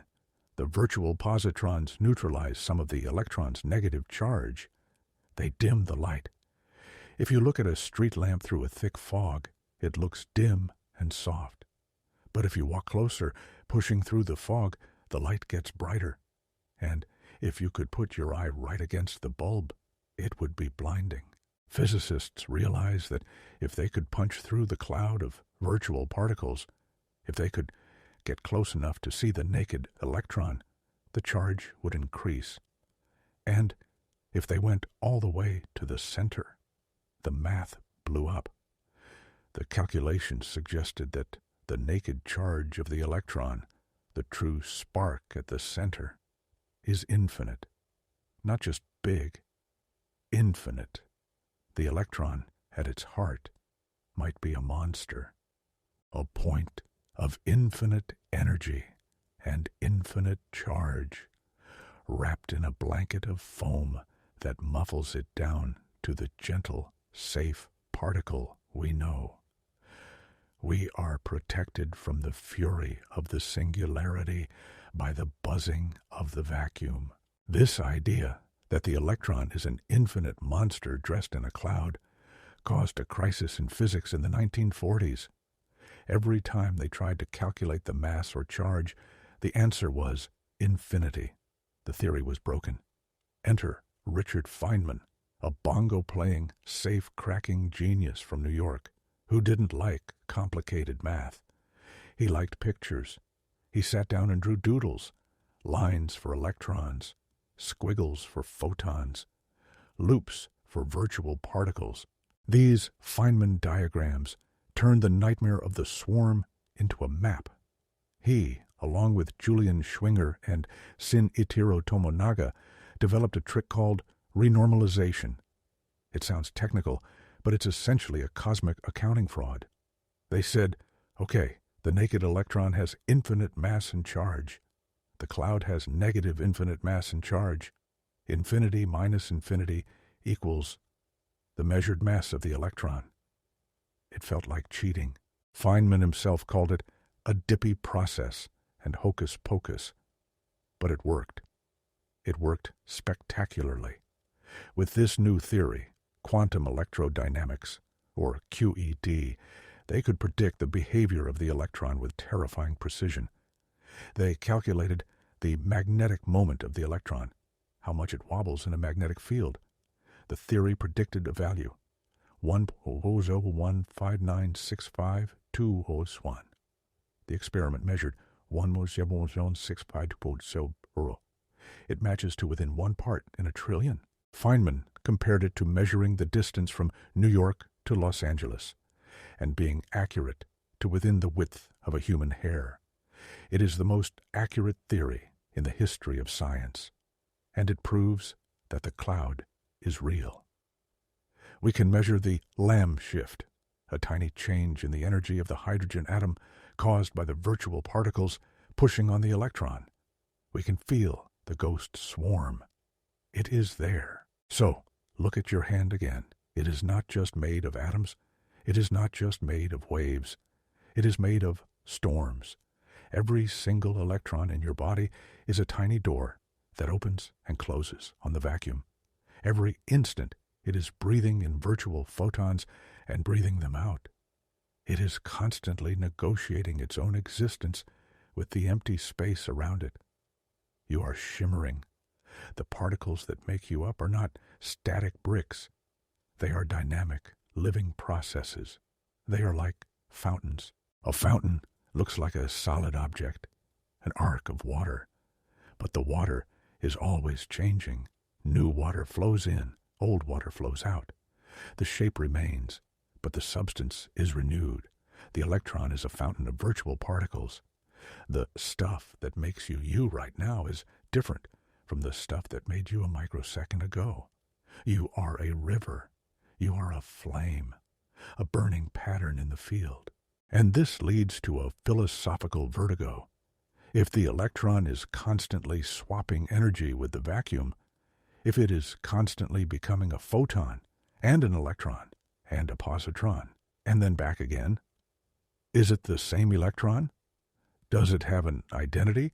Or is electron just a name we give to a recurring event, like a wave in the ocean? You watch a wave move toward the shore. You say, there is the wave. But the water molecules are just moving up and down. They don't travel with the wave. The wave is energy moving through the water. Perhaps the electron is just energy moving through the field, a permanent ripple in the quantum foam. There is a beauty in this violence. It means that even in the deepest silence, the universe is alive. It means that nothing is just a word we use for everything we can't see yet. The empty space in your room is buzzing with more energy than all the stars in the galaxy combined.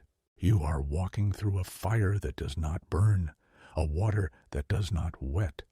You are protected by the balance, by the cancellation of infinities, by the fact that the positive ghosts and the negative ghosts hold each other in check. You are the result of a truce. But we still have a problem. We have explained the cloud. We have mapped the swarm. We have measured the magnetic wobble to 12 decimal places. But we still haven't answered the first question. What is inside the cloud?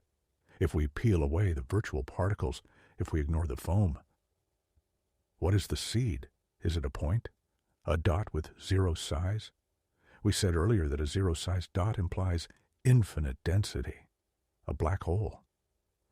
Physics hates points. Points break the math.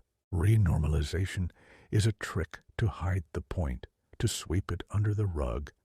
But what if the electron isn't a point at all? What if we zoom in closer than any microscope can ever go, past the atom, past the nucleus, past the cloud, and we find that the dot is actually a loop, a tiny vibrating rubber band? What if the electron is a string? This is the final frontier, the theory of everything, the moment where we try to turn the entire universe into music. We are leaving the standard model now. We are leaving the proved science and entering the realm of beautiful dreams. We are going to ask if the universe is a harp. So take a breath. Feel the swarm buzzing in your fingertips. Feel the infinite energy hiding in the empty air. And prepare to shrink, smaller than small, down to the Planck scale, where space itself might be pixelated and particles might be melodies. The symphony of strings is waiting. We are now drifting into the deepest, most beautiful dream of modern physics. We have left the solid ground of the 19th century far behind. We have sailed past the probability clouds of the 1920s and the boiling oceans of the 1940s, and we have arrived at the edge of the known map, where the equations stop describing things we can see and start describing things we can only imagine. We are looking for the heart of the electron. We have stripped away its shell, its cloud, its ghost swarm, and we are left with that terrifying question. Is it a point, a singularity of infinite crushing density? Nature, in her quiet wisdom, rarely deals in infinities. Infinite heat, infinite mass, infinite charge. These are usually signs that our understanding has broken down, that we are looking at the map wrong. So, in the 1970s and 80s, a new generation of physicists, people like Gabriele Veneziano, Leonard Susskind, and Edward Witten, began to whisper a new possibility. What if there are no points? What if the fundamental building block of the universe is not a dot, but a line? A tiny, shimmering, vibrating thread of energy. A string. Imagine for a moment that we could magnify the electron in your finger, not just 1 billion times, but 1 billion billion billion times, until the atom is the size of the observable universe. Deep in the center, buried under the layers of quantum foam, we would not find a hard marble. We would find a loop, a tiny filament of pure energy closed upon itself like a rubber band, vibrating in the silence. This loop is incredibly small. It is the Planck length, about 10 to 35 meters. To give you a sense of that scale, if an atom were the size of the entire solar system, a string would be the size of a tree on Earth. It is the pixel size of reality, the smallest thing that can possibly exist. And it is moving. It is wiggling, twisting, oscillating. And here is the magic. The way it wiggles determines what it is. Think of a violin string again. You have one string, just one. But if you pluck it gently, it plays a low note, a G. If you place your finger on it and pluck it harder, it plays a high note, an E. If you bow it, it makes a long, sustained cry. The string is the same material, but the vibration creates the identity of the sound. String theory says the universe is exactly like this violin. there is only one kind of ingredient, the string. If the string vibrates in one pattern, let's say a simple clockwise shimmer, it behaves like an electron. It has the mass of an electron. It has the charge of an electron. To our giant, clumsy instruments, we just see the electron. We hear the note, not the string. But if that same string vibrates in a different, more complex pattern, a frantic, high-energy twist, it becomes a quark. If it vibrates in another way, it becomes a neutrino. If it vibrates in yet another way, it becomes a photon, a particle of light. Do you feel the elegance of this? For 100 years, we have been cataloging particles like a child collecting stamps. We have electrons, muons, taus, up quarks, down quarks, strange quarks. A zoo of different stuff. And we wondered, why so many? Why this mess? String theory sweeps the table clean. It says, there is no zoo. There is only one animal doing different dances. Matter is music. The universe is a symphony played on these invisible filaments. The electron in your heart is playing a cello melody. The light in your eyes is a flute solo. The gravity holding you to the bed is the vibration of a graviton, a closed loop spinning through the dark. This solves the problem of the point. A string has length. It has size. You cannot concentrate infinite energy onto a string because the energy can spread out along the loop. The black hole at the center of the electron vanishes, replaced by a harmonious vibration. But if this theory is so beautiful, why isn't it proven? Why do some physicists call it a theory of anything rather than a theory of everything? Because the strings demanded a price. Just like the electron demanded uncertainty, the strings demanded space. When the theorist wrote down the math for these vibrating loops, the equations refused to work in our world.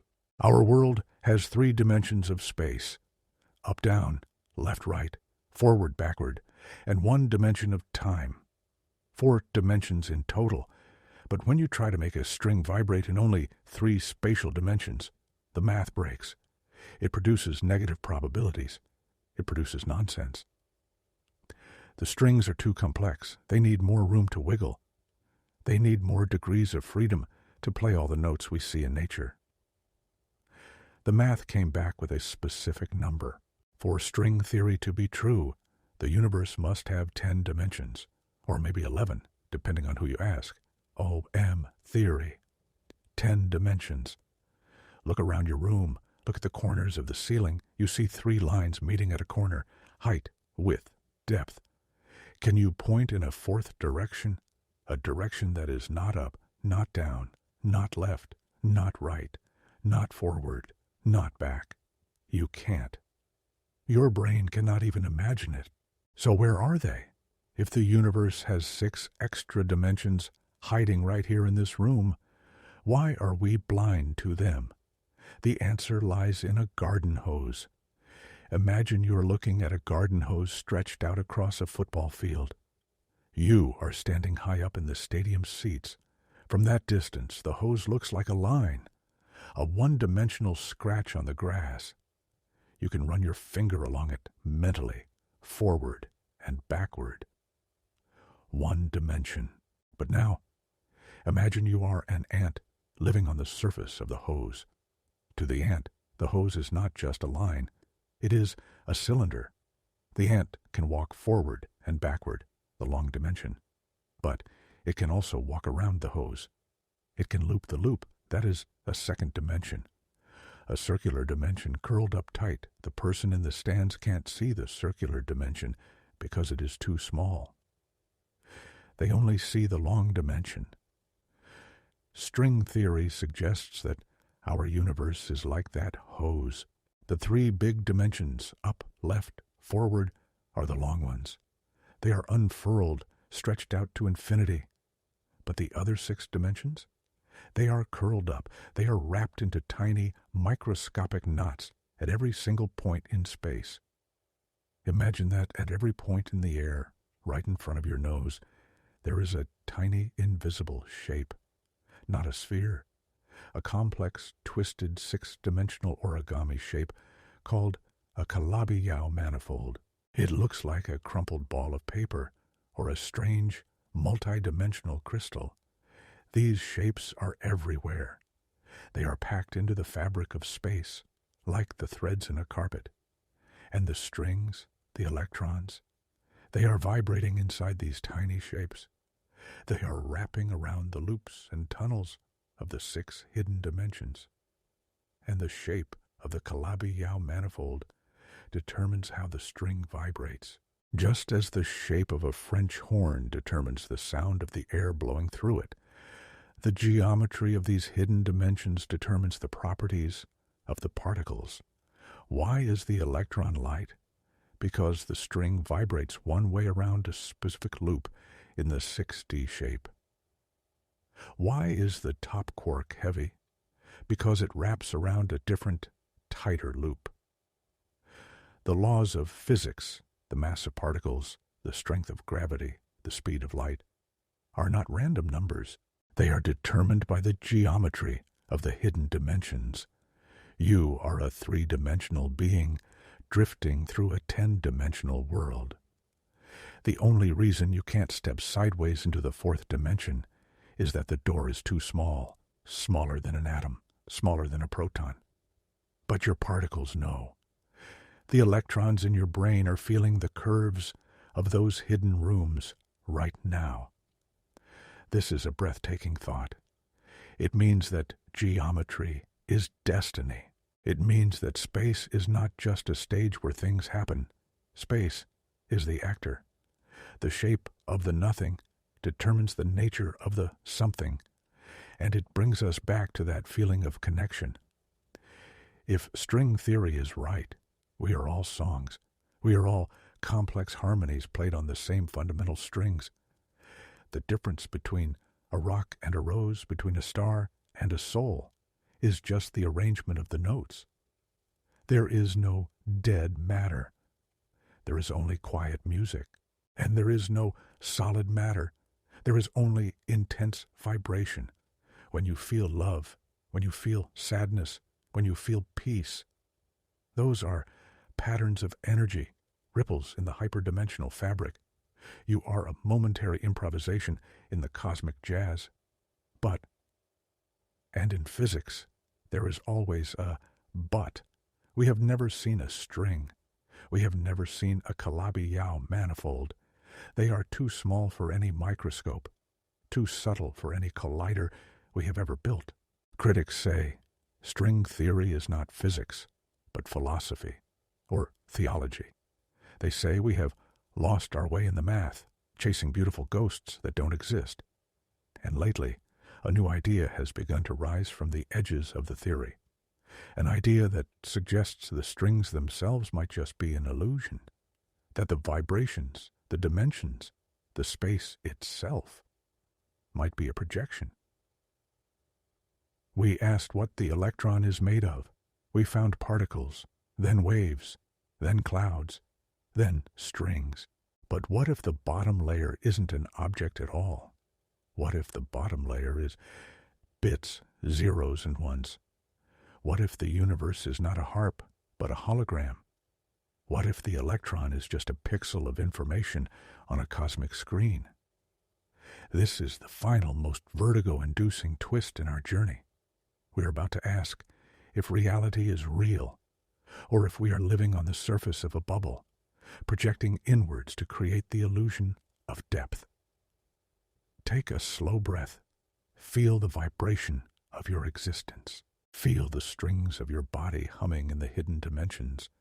You are more complex, more folded, more mysterious than you ever dared to dream. You are a 10-dimensional knot of music, but the music has a script, and we are about to try and read the code. Let's step away from the strings and look at the information itself, into the holographic universe. We have arrived at the strangest shore of all. We have journeyed through the atom, peeling back layer after layer of reality like the petals of an infinite rose. We found the solid sphere, then the solar system, then the vibrating guitar string, then the probability cloud, and finally the 10-dimensional knot. Each time we thought we found the stuff the electron was made of, the stuff dissolved into something more abstract. Rock became electricity. Electricity became wave. Wave became math. But there is one final step, a step that takes us from the realm of physics into the realm of pure information. What if the electron isn't made of energy at all? What if it is made of bits? What if the universe is not a machine or a song, but a computer? To understand this, we have to talk about the most destructive force in the universe, the black hole. In the 1970s, a young physicist named Jacob Bekenstein asked a question that seemed trivial, but ended up breaking physics. He asked, "What happens to information when you throw it into a black hole?" Imagine you have a book, an encyclopedia. It is full of information, words, diagrams, facts. Now, imagine you throw that book into a black hole. According to classical physics, the book is gone, crushed, erased from the universe. But quantum mechanics has a strict rule, as strict as the conservation of energy. Information cannot be destroyed. If you burn a book, the information isn't really gone. It is scrambled into the ash, the smoke, and the heat. If you had a supercomputer capable of tracking every single particle of smoke, you could, in theory, reconstruct the book. But a black hole was supposed to be a cosmic eraser. Nothing escapes. This conflict, the black hole information paradox, sparked a war between the giants of physics, Stephen Hawking and Leonard Susskind. Bekenstein found the clue to the answer. He realized that when you throw the book into the black hole gets a tiny bit bigger. Its event horizon, the surface of no return, expands. But here was the shock. The amount of information the black hole could hold didn't depend on its volume. It didn't depend on how much space was inside. It depended only on the surface area. Imagine a library. Usually the number of books you can fit depends on the size of the room, the volume. But imagine a library where you can only fit books on the wallpaper. Once the walls are covered, the room is full, no matter how much empty space is left in the middle. Bekenstein and Hawking discovered that black holes are like that library. The information of everything that has ever fallen in, the stars, the gas, the light, the encyclopedias, is not lost inside. It is plastered on the surface, encoded on the event horizon like a mosaic of tiny, invisible tiles.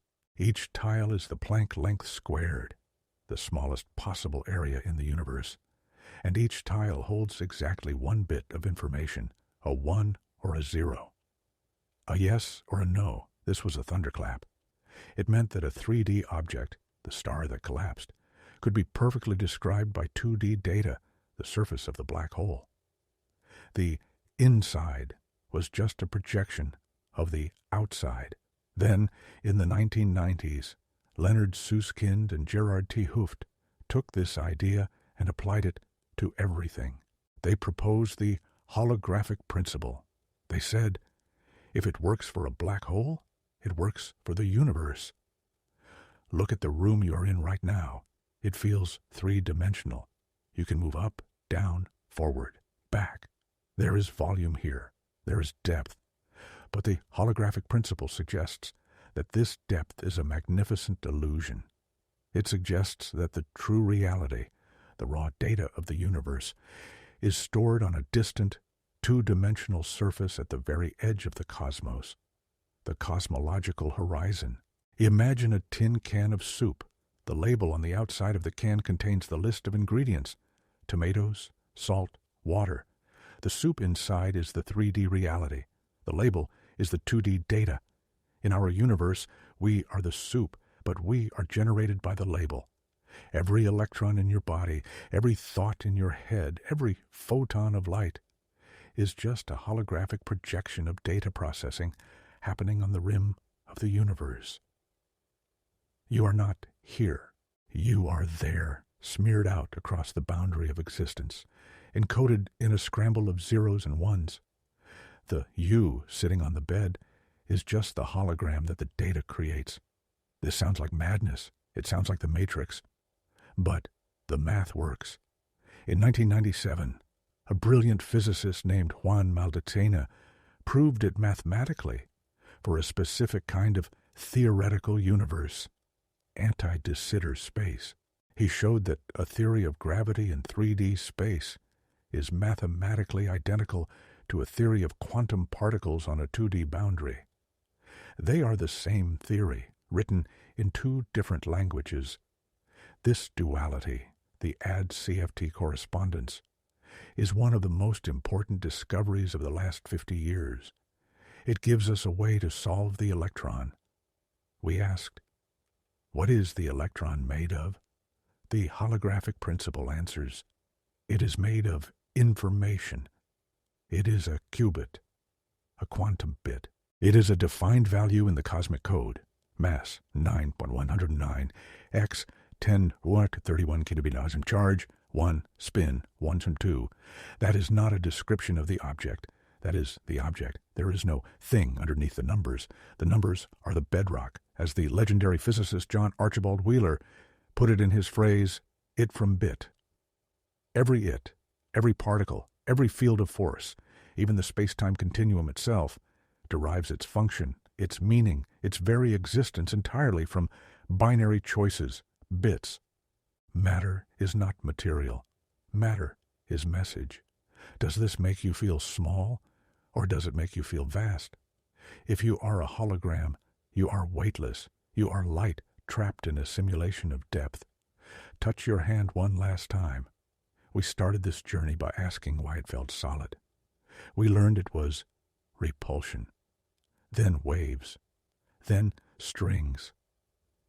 Now we see that the solidity is the resolution of the hologram. When you touch the table, you are feeling the limits of the data processing. The resistance you feel is the universe saying, cannot render overlap, error, collision detected.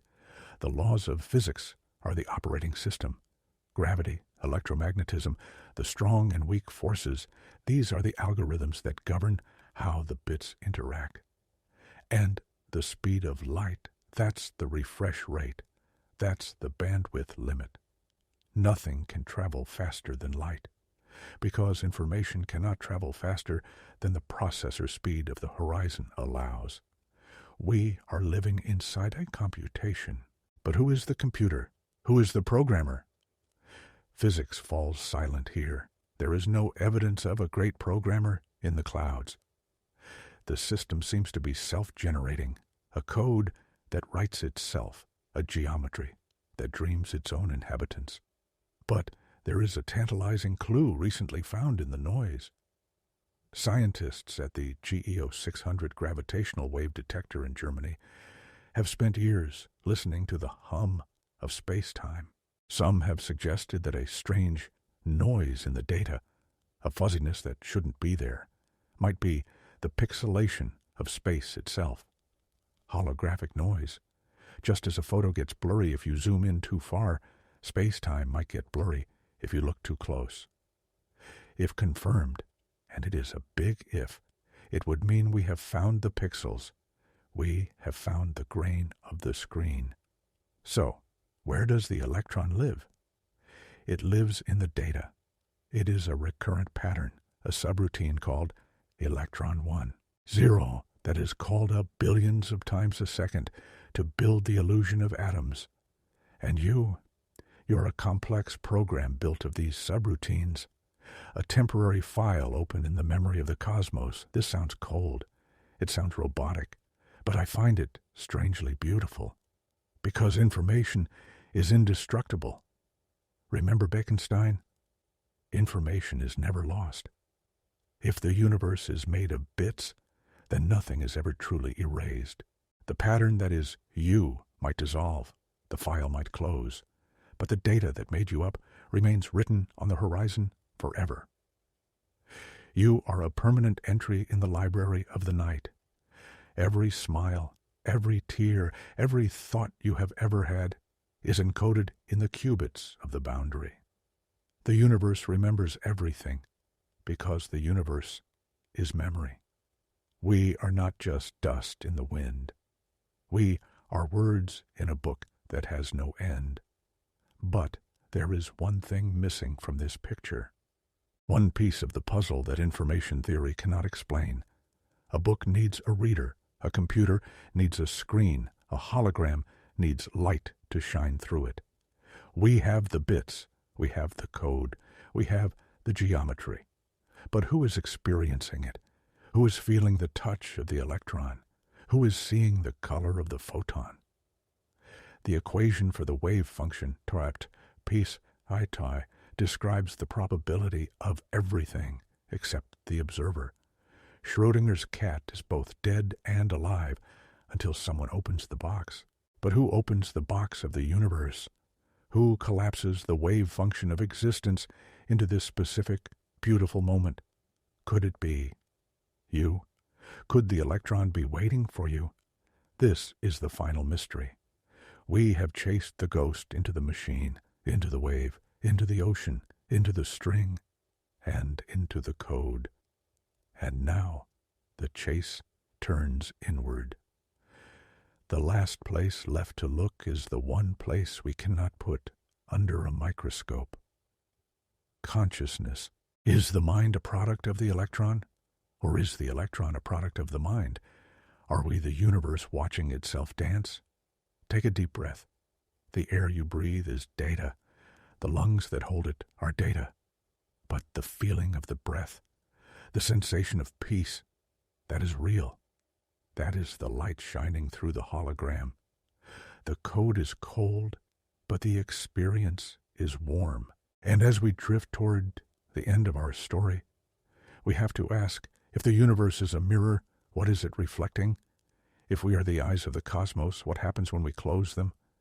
Does the electron stop spinning? Does the hologram fade? Let's find out. The final chapter is waiting. And it isn't about physics anymore. It's about you. We have reached the end of the line. We have traveled from the solid, reassuring world of the 19th century, where atoms were tiny billiard balls, and the universe was a clockwork machine, all the way to the edge of the 21st century, where reality dissolves into vibrating strings, holographic data, and clouds of probability. We have stripped the electron naked. We took away its shell and found a wave. We took away the wave and found a field. We took away the field and found a code. And now, as we stand at the bottom of the rabbit hole, holding this tiny, shivering packet of information in our hands, we realize that we are not alone in the room. We realize that the electron is not just an object sitting there on the table of space-time, waiting to be studied. It is waiting for something else. It is waiting for you.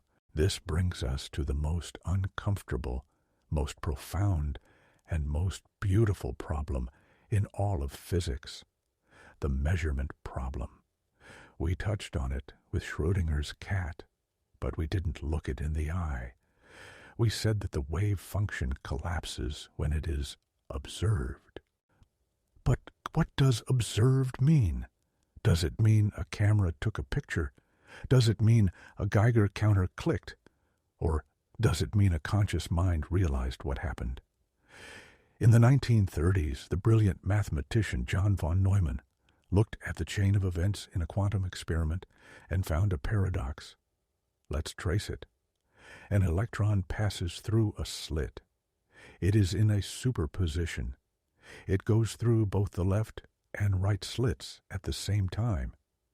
It is a wave. It hits a photographic plate. The plate is made of atoms. According to quantum mechanics, the atoms in the plate should also go into a superposition. The plate should be in a state of electron hit left and electron hit right simultaneously. Then a scientist looks at the plate. Light bounces off the plate and hits the scientist's retina. The retina is made of atoms. So the retina should also go into superposition. It should be seeing left and right at the same time. The signal travels down the optic nerve to the brain. The neurons fire. Now the brain is in a superposition. The scientist's brain is in a state of knowing left and knowing right simultaneously. But this never happens. When the scientist thinks, "Where is the electron?" they never feel blurry. They never feel like a ghost. They see one specific dot. The wave function has collapsed. The maybe has become a yes. But where did the chain stop? At the plate? At the eye? At the brain? Von Neumann, and later the Nobel laureate Eugene Wigner, suggested a radical answer. They suggested that the chain only stops when it hits something that is not physical, something that is outside the laws of quantum mechanics. Consciousness. Wigner argued that it is the entry of the information into a conscious mind that forces the universe to decide. Until you look, reality is just a wash of ghosts. The moment you look, the ghosts freeze into matter. This is known as the Wigner's friend paradox. Imagine Wigner puts his friend in a lab and asks him to measure the electron. Wigner stands outside the room with the door closed. To the friend inside, the electron has collapsed. He sees a dot. But to Wigner outside, the entire room, the lab, the equipment, and the friend is in a superposition of friend saw left and friend saw right, until Wigner opens the door and asks, "What did you see?" The friend is theoretically dissolved in a cloud of probability. It sounds insane. It implies that the universe requires an observer to exist in any meaningful way. As John Wheeler, the poet-physicist we met earlier, put it, "The universe does not exist out there, independent of us. We are inescapably involved in bringing about that which appears to be happening. We are not observers, we are participators." He drew a famous diagram, a U-shape representing the universe. At one end is the Big Bang. The universe expands, grows, creates stars, creates carbon, creates life. And at the other end of the U, an eye appears. The eye looks back at the beginning, and by looking, it brings the universe into existence. The participatory anthropic principle. We are the mechanism by which the universe makes itself real. So, what is the electron made of? It is made of a question, and you are the answer. The solidity of the chair, the warmth of the blanket, the beat of your heart. These are not static facts.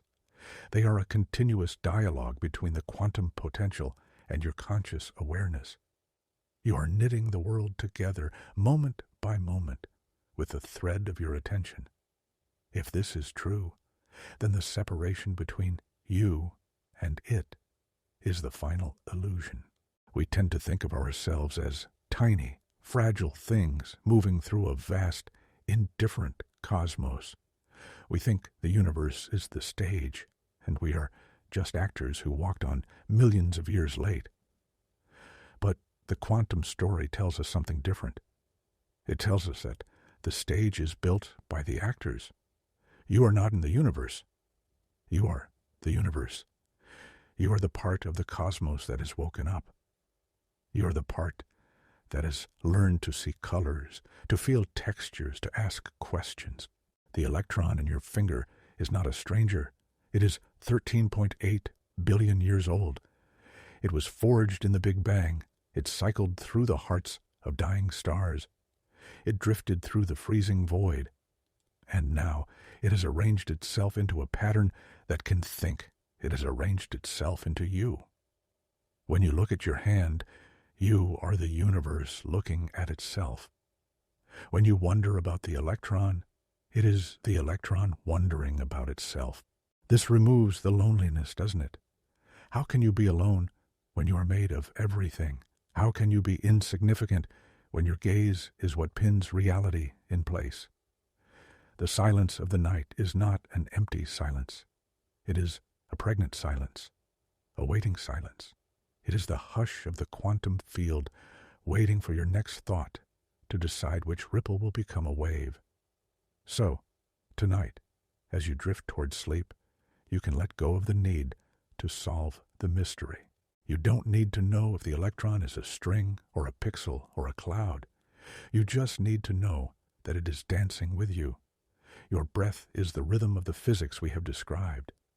Inhale. You are drawing in the oxygen atoms, the electron swarms, the probability clouds. Exhale. You are releasing them back into the ocean, changing the field, leaving your mark on the vacuum. You are a machine of constant exchange, a whirlpool in the river of light. And when you sleep, when your consciousness fades into dreams, perhaps that is when you return to the ocean. Perhaps sleep is just the wave, remembering that it is water. The definitions soften. The I relaxes. The particle becomes the cloud again, and you drift, weightless, in the sea of Dirac, held by the infinite potential of the dark. We started this story with a question. What is an electron made of? And we found that the answer is a journey. It is made of electricity. It is made of music. It is made of chance. It is made of information. But ultimately, it is made of the same mystery that makes you. We are woven from the same strange, invisible thread. And that thread is unbreakable. It connects you to the first second of time and to the last star that will ever shine. You are built of ancient things. You are built of ghosts that hold hands to make a world. And you are built of a light that knows how to watch itself. So, let your eyes close. Feel the heaviness of your body sinking into the mattress. That heaviness is gravity, the curvature of space-time hugging you. Feel the warmth of the blanket.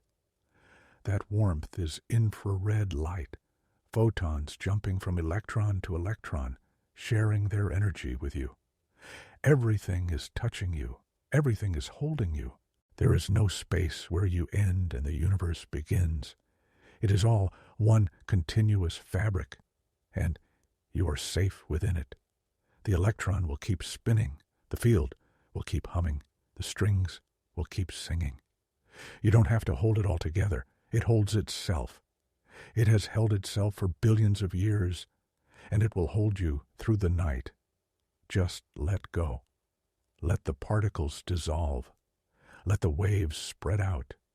Be the cloud. Be the ocean. Be the silence.